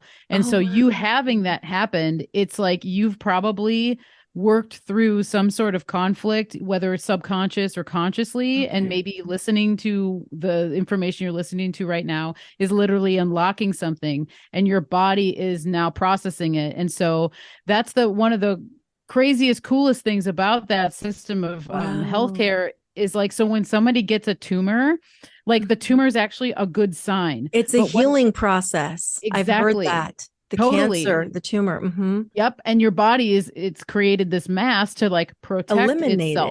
It. Yeah. Yes. And it's like wanting to create a shell around it and whatever. And so when the tumor comes, it's actually a sign of healing. But what does allopathy do? They want to cut it open.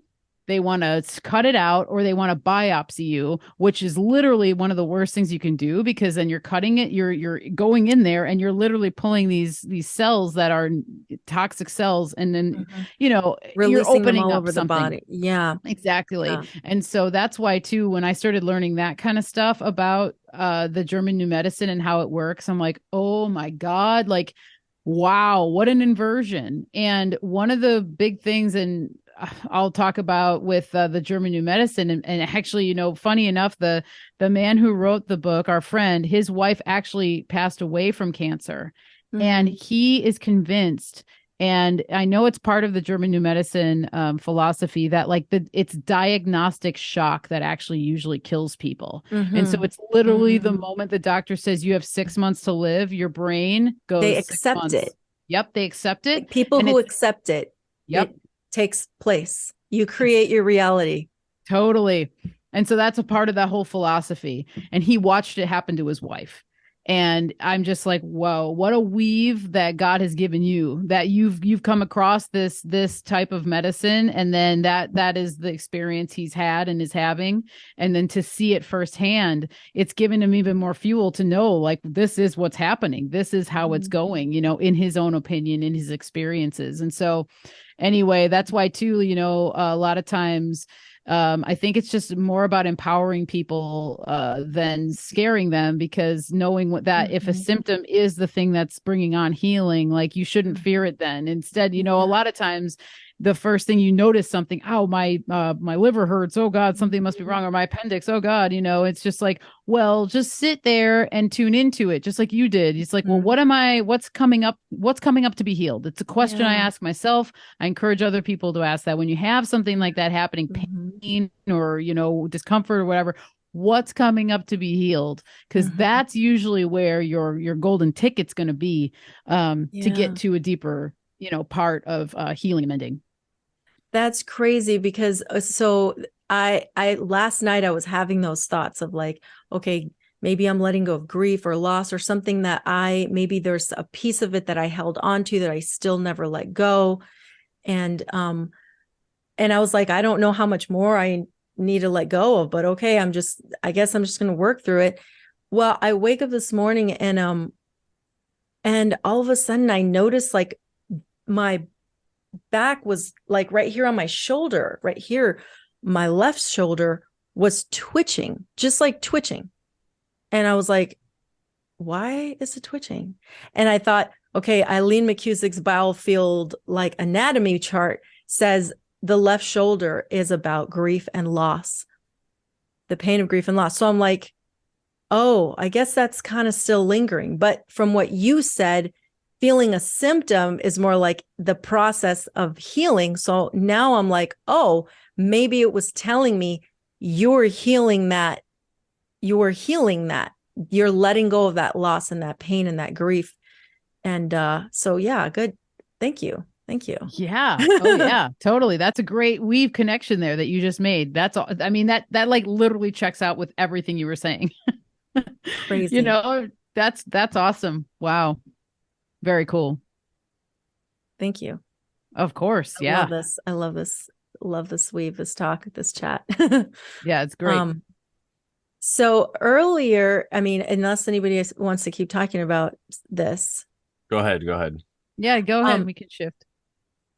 You had mentioned, what did you mention about like, oh, the runes. You had talked about the runes, and it made me think of when Chance and maybe Dylan talk about how the alphabet was originally leaves of different trees, and each letter represented the leaf of one particular tree, and each letter represented a different tree. I wrote that down and I meant to say something, but I never brought it up. But anyway, it reminded me of that. What were we talking about with Well, when you pulled the cards, so you got the ace of, that's where it came up. And then Berkana for birch, it is linked to the birch tree. And so there is a total weave with birch and Berkana and birth. And actually with birch in general, there's also some, I can't remember the actual native tribes, but they would work with birch to help with birth, but also to like basically they would have like a placenta sort of ritual that they would do if a woman is getting to the age where she's had children, and she's been having children, and maybe like this final child, that's like the last one. There's not going to be, they don't want to have anymore. They literally have a ritual where they work with the birch to like wrap the placenta either in the birch bark, and then they use like a birch twig and they like stick it through the placenta and hang it in the tree as a symbolizing like, okay, we're stopping this process with this woman in particular. And there's also like pain relieving qualities with birch. So like the bark can be used to help with birthing, like with the birthing process, with the pain of birth. And so there's like this whole weave with Berkana and birth, and it being like very motherly energy, like kind of almost like I look at it like Mother Nature, like, you know, in its own way. But yeah, you know, the runes to me, oh my God. I mean, I have a really deep connection with them. And I think also because my lineage is Scandinavian, Swedish, German as well, and Austrian.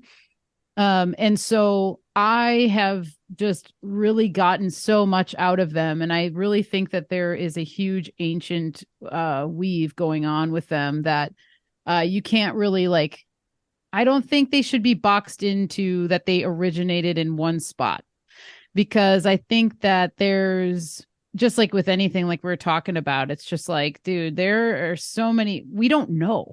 We don't fully know. And I don't think there's a way for us to fully know. You can read all the books in the world and you can do all the stuff. And I don't want to take that away from anybody, obviously. But I just think that for me, there are certain things that are sacred to different regions of this whole place that we're on. And I don't find that it all comes from one source, but that's just me. But like, yeah, for me, for the runes, I've been studying them for, man, probably now at least like 6-7 years now. On my own journey and taking classes with people and stuff like that. And there's some like great wisdom to be had there. And I think that there's like a lineage there that goes deeper than and further back than we can speak of. So anyway, it's a good one. I mean, it's one of the things that Mario and I have connected over the years, or connected with over the years as well. And I think that the language of the trees has a lot to do with the runes, actually. And so I think that there is something to be said about like the alphabet being in a leaf of each tree or something like that. I think that there's totally links. It's all nature based. It's all based in nature. It's like the language itself and how it is even formed and stuff. It was formed to be very easy to replicate. You know, and so that you can make it with sticks or, you know, what have you. So anyway, yeah, it's a good one. And I really love the runes so much. Oh, that's awesome. Yeah. That kind of reminds me of my theory about trees that I've talked about before, where I feel like right now trees are hibernating.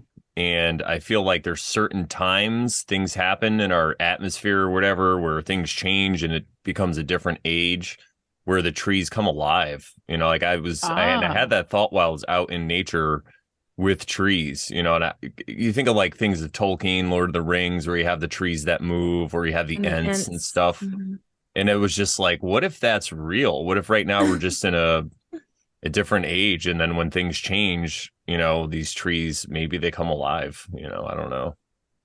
Yeah, dude, totally. Or I always think about like how, you know, I can't remember like what the theory necessarily is, but basically that there's mountains that were trees, like, and you can see certain formations in certain areas. And now they're petrified. Yeah, totally. Like, oh man, when I started learning about that, I was like, dude, I think that's totally what's going on. Especially where we're at in the Columbia Gorge. It's like you drive through the gorge and there are some rock formations that it's like, dude, that is like giant trees. That's a tree, dude. It's like straight cut off. You can tell by the patterns, the vertical patterns of the rock, that it's like that was bark, you know. And then there's been people that have found rocks that look like humans, like a woman laying, you know, you see the curves of her hips and everything. And I do think, yep, there's all sorts of evidence of that. And I think that there is something going on with that. And then when you go down the rabbit hole of giants and, you know, all that kind of stuff, it makes sense to me that we might live in a place that is like so much more ancient than anyone can ever imagine, that to try and pinpoint exactly what it is. It's almost like to me that you're limiting yourself by doing that almost, or it's another one of those things of having this complex that you have to convince everybody of this one way or whatever. And it's just like, well, why would you even want it to be that way? Why would it have to be this one way, you know, so hardcore that, you know, or to think that you have to know, right? Like you were saying, there are things that we'll never know, and that's okay. Yeah. And I think that's the beauty of life, you know. And I think that also kind of it helps us as to be even original beings, to like know when like, oh yeah, that person, like that's their thing. They, and then you would go to them for a question or whatever, because like, oh well, this is their thing and I can tell. So I'm gonna ask them this because they probably know or whatever. It's almost like it like sets us apart. It makes us more individuals to kind of have those things that are they're different, they're separate, and I think that that's really important, because I always think about like that phrase of like, can't we all just get along? I'm like, no, we can't. And I don't want to, actually, because I don't think we're meant to. I don't think, like, not everybody is everybody's cup of tea. Not everything makes sense to a person this way or with their life and whatever, and I just think of a world that where if it were to be that way, I just don't think like things would work out as well as people might think if everybody was just getting along or whatever. It's just kind of funny. Yeah, totally. So Brandy, did you have something to say? No, I was just agreeing. I like that. that. So we're almost at like 2 hour mark. So I was thinking to ask you just a couple of questions, and maybe we can wind it down. That's cool with you. Sounds good. So I wanted to know about like because you have an herb garden or a garden of all kinds of stuff. I wanted to know like your land or like where you live type of thing, and how does your garden work and how does your garden grow? Where's that from? Yes. Yeah, what is that from? That is from something, or like what makes your garden grow? It's a song. There's a song. It's like a kid's nursery rhyme song or something like that, or a book or a nursery rhyme or something. Yeah, how does your garden grow? There is something though. Yeah. Well, it grows with love. And I feel like it is, gosh, it's been such a cool journey. I've learned so much about myself from gardening, really. And, I started doing it when we lived in Portland, and we had a house that, had enough area to have some raised beds and stuff, but I definitely wasn't committed to it when I started. I didn't commit myself to it, whereas now I feel like I'm committed. I'm committed to being a gardener and to growing our own food as much as we can, within reason, and working with plants in that way too, and growing the herbs that I can use to make for medicine. But yeah, for me, it's been a pretty organic process, learn as you go.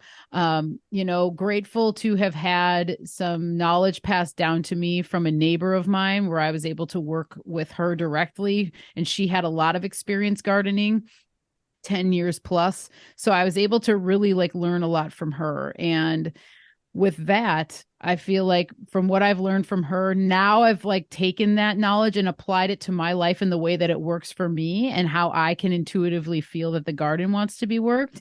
And I'll say this year feels like leveling up on that level, on that sort of realm of things. Yeah, which is really, really cool. And so where we live, we are renting the house we live in right now. But our landlord is very just like, he's promoting that we garden, so when we moved in here, actually, there was quite a bit of garden space that hadn't been touched in like 5 years. So the person that lived in the house before wasn't interested in gardening.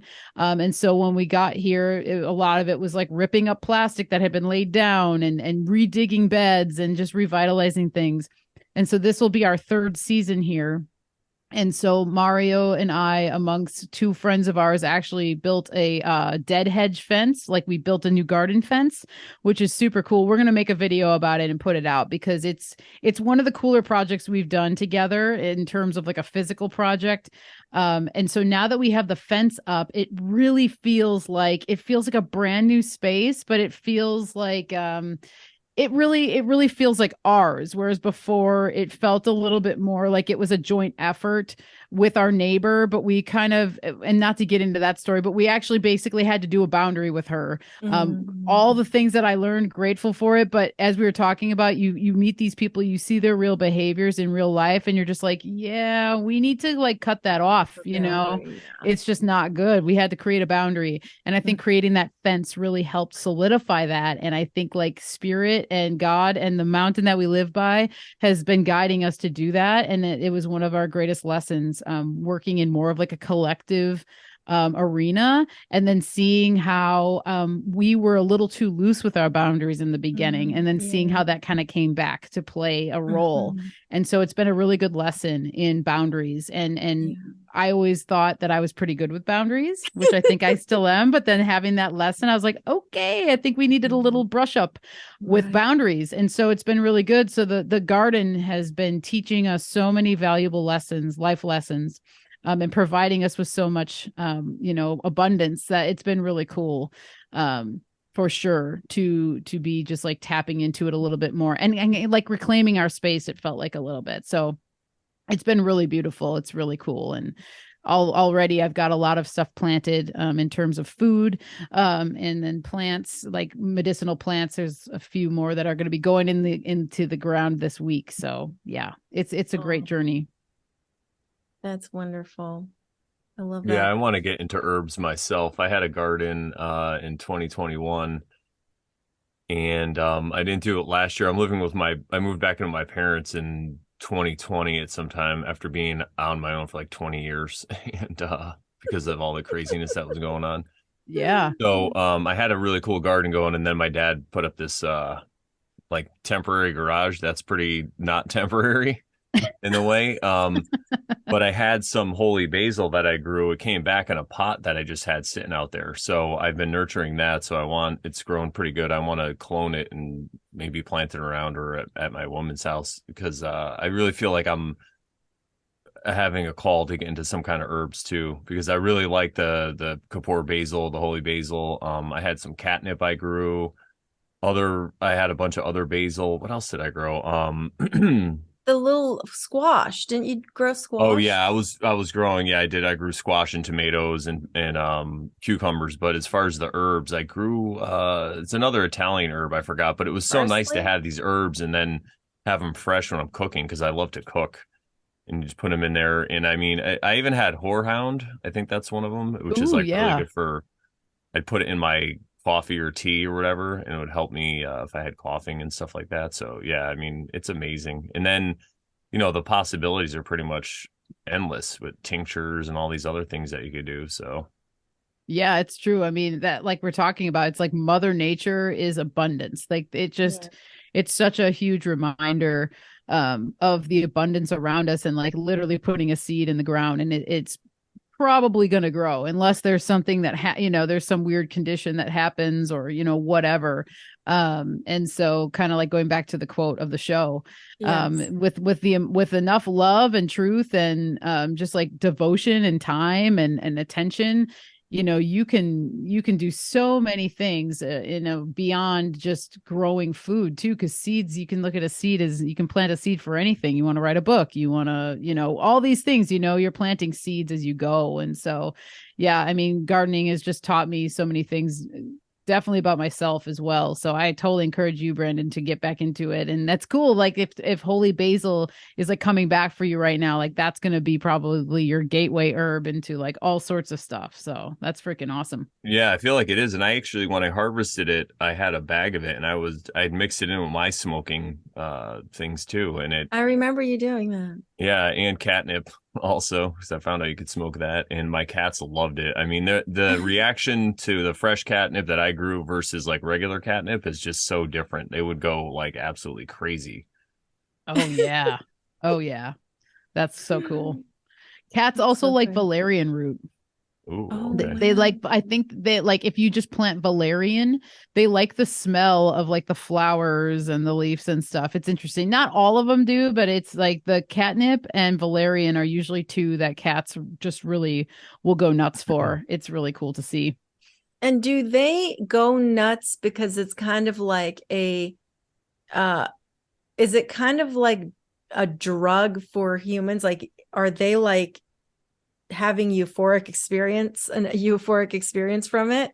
Oh yeah, totally. And so I think, well, it's like a stimulant to them. Like it's a stimulant at first and they'll get all crazy and wacky. And then if you notice, the cat, they'll just all of a sudden be like, oh, sweet. It's like a stimulant, but then it like totally brings them down. Totally calms them down. And not all cats are attracted to it. It's funny. Like our dude, Carl, he's like, I'll give him catnip. We grow catnip. He's like, meh. Whatever. That's so funny. Just like humans, just like, for anything. Some people are like, whatever, I'll take it or leave it. And it's kind of funny to see their habits. That's funny. Your cat's not a drug abuser. He doesn't turn to drugs. He doesn't turn to escapism. He doesn't need to escape his That's hilarious. Yeah, dude. He's probably really close to evolving to a human. He's probably like He's like gotten to the point where he's like, I've had catnip in many past lives. That stuff isn't. I'm next lifetime. I'm a human. Dude, that's hilarious. Yeah. That's awesome. I like thinking about that. That's funny.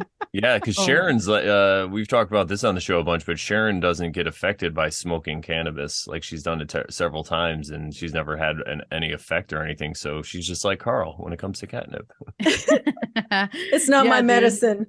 Yeah, dude, that's so how it works. I think it was years ago. I was listening to Aeon Byte, Gnostic Radio, and Miguel's co-host was talking about how he thinks that when you have situations like that, there's like a drug you try or whatever, and it like doesn't do it for you. It's like probably because you in some other lifetime have had such a journey with it that you don't need. It's not going to affect you here because it's like, no, been there, done that. Like you were saying with Carl, it's just like, yeah, maybe he's been there, done that, whatever. And I find that really interesting, and I think that there's something to that because I've had that instance with certain drugs.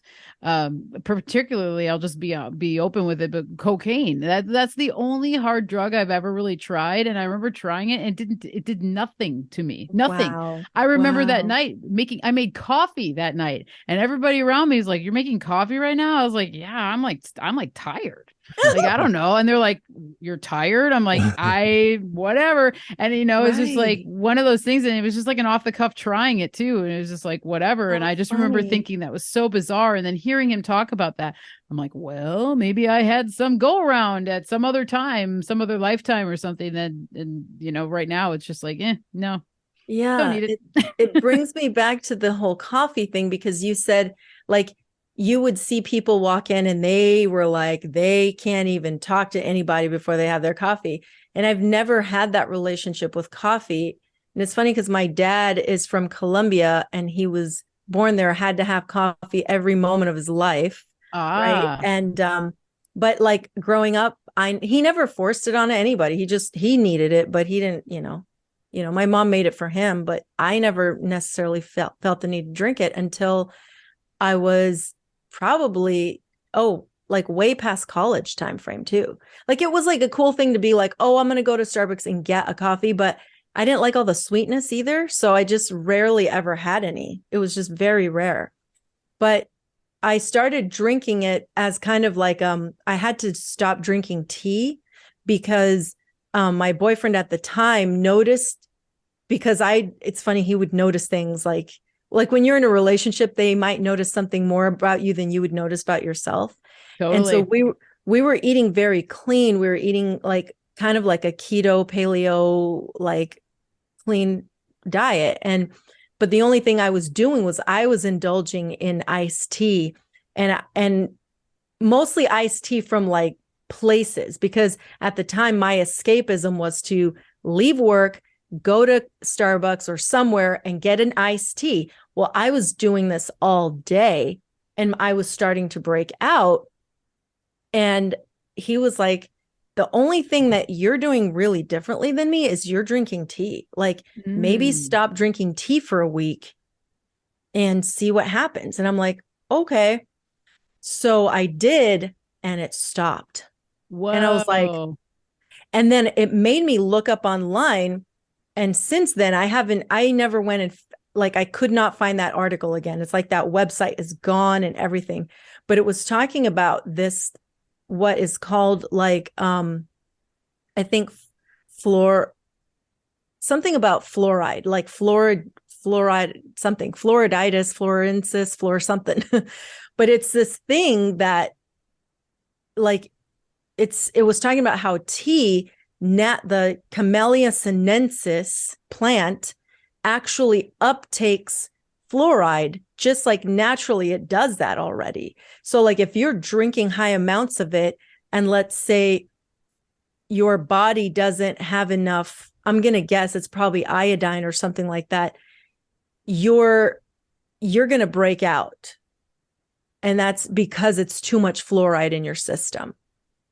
And yeah, it was like, to me, it was like, this is insane. Like, this is crazy. And so I was mad, and I was like, I can't drink tea. I'm so mad. I love tea. It was my escapism. Right. And so then I turned to coffee. So I start drinking coffee. Right. But it wasn't for my use for the drink was taste that wasn't water. Cause for whatever reason, I was like escaping drinking water. I don't know why. I wasn't happy in my relationship. It was my escapism, it was like, so I started drinking coffee for that, but it was never for, like getting a high off or anything. It was more like I wanted a different taste in my mouth, and I developed the taste, the flavor for it. So that's why I started drinking it. And I, over time, I noticed that drinking too much of it, because with tea, like I could drink a lot of it and I'd still be okay. But coffee, I would just get really jittery, very anxious, very like it was not good. And then I would also deplete my my energy. Like I would completely just be like exhausted and like feel like my electrolytes were depleted. It's like, so I got myself several years ago, I got myself to a point where I only drink like 3 or 4 ounces a day, like max. Like it's just for the flavor in the morning, just to have, it's just like a ritual, just a thing to do. It's not because I need it or anything, but it's just, sometimes I even forget. Like I've gone to New Jersey where my boyfriend lives right now. And like, I'll just forget, and I'll just be like, oh, I totally forgot to drink coffee this morning. Yeah. That's interesting. I kind of have a similar thing with it of like, it was never really about caffeine for me, but it was like flavor. But then there was like an emotional attachment of like feeling comforted when I have it. And then over the winter, it was just like more of an emotional winter for me. And so I felt like I turned to coffee more. So I ended up drinking way more coffee this past winter than I have in like a long time. And so once I started realizing that, I was like, oh shoot, I'm going to have to like back off. Now I'm going to have to pump the brakes again here on coffee. And I did, and I feel so much better, because now I feel like I'm back at the point where it's like, I'll go for days and I'm like, oh, I didn't have coffee today or whatever, And so it's kind of interesting, the addiction and how it kind of could just slowly happen and you're not realizing it with like anything. Yeah. And so anyway, coffee was kind of my like a little comfort zone, this winter a little bit, admittedly. And so it's good though, to be able to acknowledge like these ebb and flows in our lives with stuff like that, for sure. Yeah, absolutely. Well, I would say maybe like in closing, we were talking about how you found your path and you found the things that you love. And so I think we wanted to just touch on how we could be encouraging to other people about how to follow their path and just follow their dreams or whatever. And if you have any like final thoughts on that for our audience. Yeah. So, I feel like one of the things is challenge yourself. Don't be afraid to be challenged, and try something new, because as I said in the beginning, like I would have herbalism was like not on my radar really at all. And it wasn't until, Mario said, "Hey, you want to go to this herb shop?" And I walked in and was like, whoa, like I almost feel like sometimes I had like a past life memory or something that came Oh, back of like wow. I tapped into something in that moment of walking in, that was like so deep within me but I had no idea it was there. Like I wasn't raised with like going out and frolicking in the woods or, ever, Yeah. yes, we went camping and those things, but like I wasn't raised like in like a hippie household or anything like that, where, that was not, it was actually kind of the opposite. It was very just normie, you went to McDonald's, you did this, you ate cookies and this and that. And I had to find these sorts of things like on my own a lot of times. Mhm. And I feel like, so if there's any kind of advice I would give is like, just be open to new things or new information or whatever, because you kind of never know when something is going to tap that nerve or tap that little part in you that's like, nah, you need to follow this rabbit hole a little bit more. And then doing it within reason and like being practical or being grounded in it, I guess, because I think a lot of times too, and this was one of the things that we talked about in the chat that sparked this interview, is just like, I think that we are meant to like try multiple things in life. And I think though it's like about having goals and like focusing on certain things, because you can get lost in like kind of almost becoming like a Jack or Jill of all trades or whatever. And there's a beauty in that. But I think that there are things that we all are meant to do here, or we all have special skills in, that it's important to almost like have goals for yourself. Once you find something that you think that you like, I need to follow this for whatever reason, like having a goal with it or whatever is, it really helps a lot. At least that's what I found for myself. And with plants specifically, a lot of people will get overwhelmed with feeling like, oh my God, there's so many. How will I ever know? I'm never going to know all of them. And it's like, yeah, you probably won't. So accepting that is like the first thing that's good. And then like, just like picking just like one or two herbs. And Kyle of Tippy Canoe is really great with this. He's actually doing his like 52 herbs a week. Or like 52 weeks of herbs, so it's like a herb a week. That is like a fantastic way to learn herbalism or learn anything. And so there's a lot of other herbalists that I've followed over the years who like always kind of encourage people like, maybe like just sit down and pick 12 herbs, so one herb a month for a year, and work with one herb for a month and then move on. And I've done that before with like herbal meditations. I did that for a whole year where I picked 12 herbs, and every single month I sat with that herb. I drank the tea. I thought about it. I carved out time in my day to do it every single day for 1 month for a whole year. And the amount of information that you learn and can learn in that time, it's like, you'll be blown away. Will you remember all of it? No, maybe not. But you're going to remember certain things about certain plants. And then by doing that, you're going to find the plants that really resonate with you, that you're going to even want to go further on. And so I think just like even taking your time too and being patient, that would be another like just piece of advice with it. Yeah. Being patient with yourself and allowing things to happen when they're going to happen. I think is a really good place to be, for sure. I love that.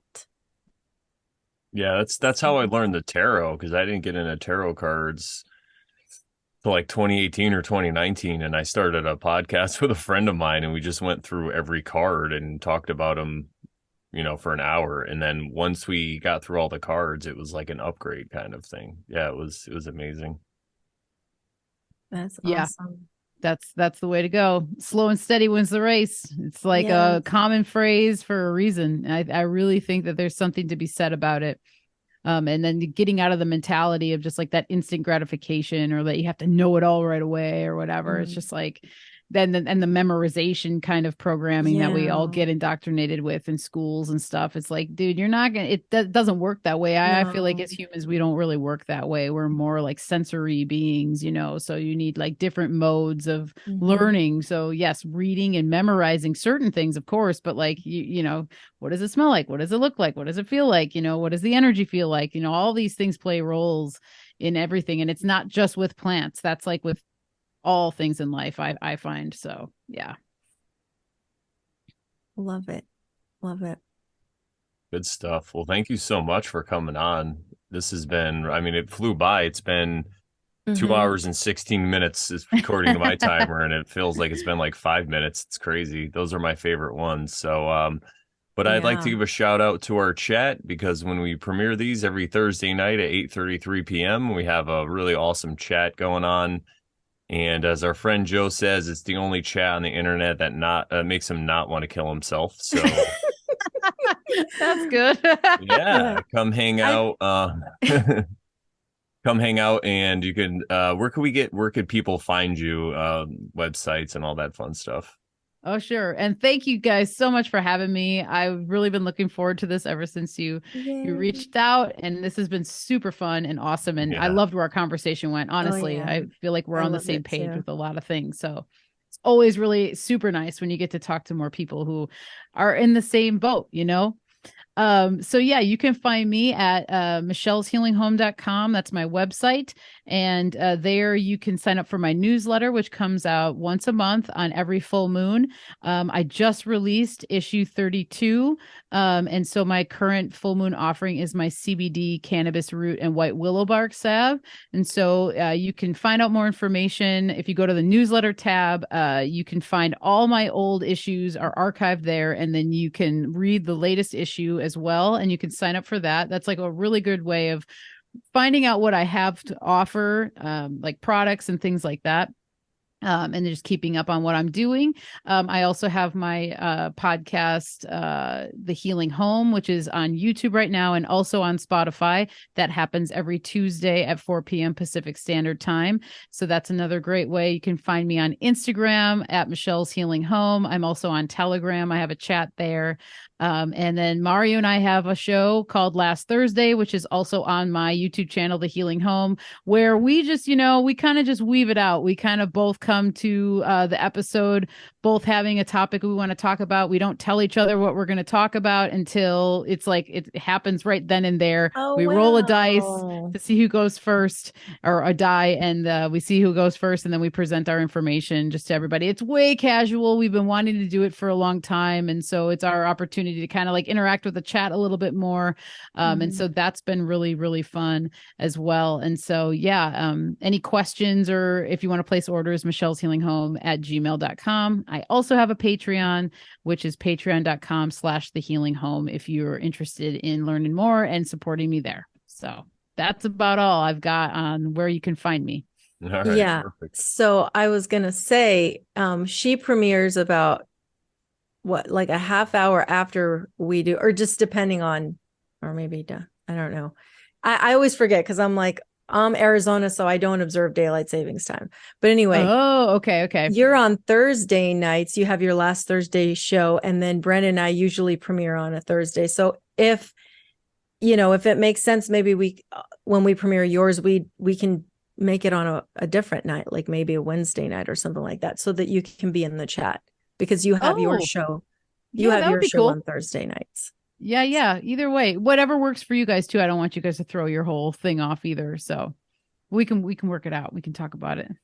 Okay, perfect. Yeah. We'll figure it out. And if you guys like more about us, go to morelawsmoreproblems.com, my website that I've had for 10 years now. Click on the Oversharing tab, and all the links are right there. How to support us, how to find us in the podcasts, the audio versions, all that stuff. But we always tell people that the best way to support us is just come here, watch the show when we do it live or when we premiere it, and hang out in the chat, subscribe, like, share, all that fun stuff. So, yeah. Nice. So that's about it. So I guess it's time to ask, what do we say to the good people, Sharon?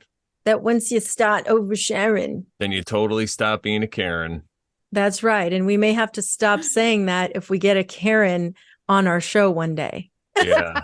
I was actually thinking of something earlier, but I'm going to have to say instead, but it escapes my mind now. So I'll figure something out.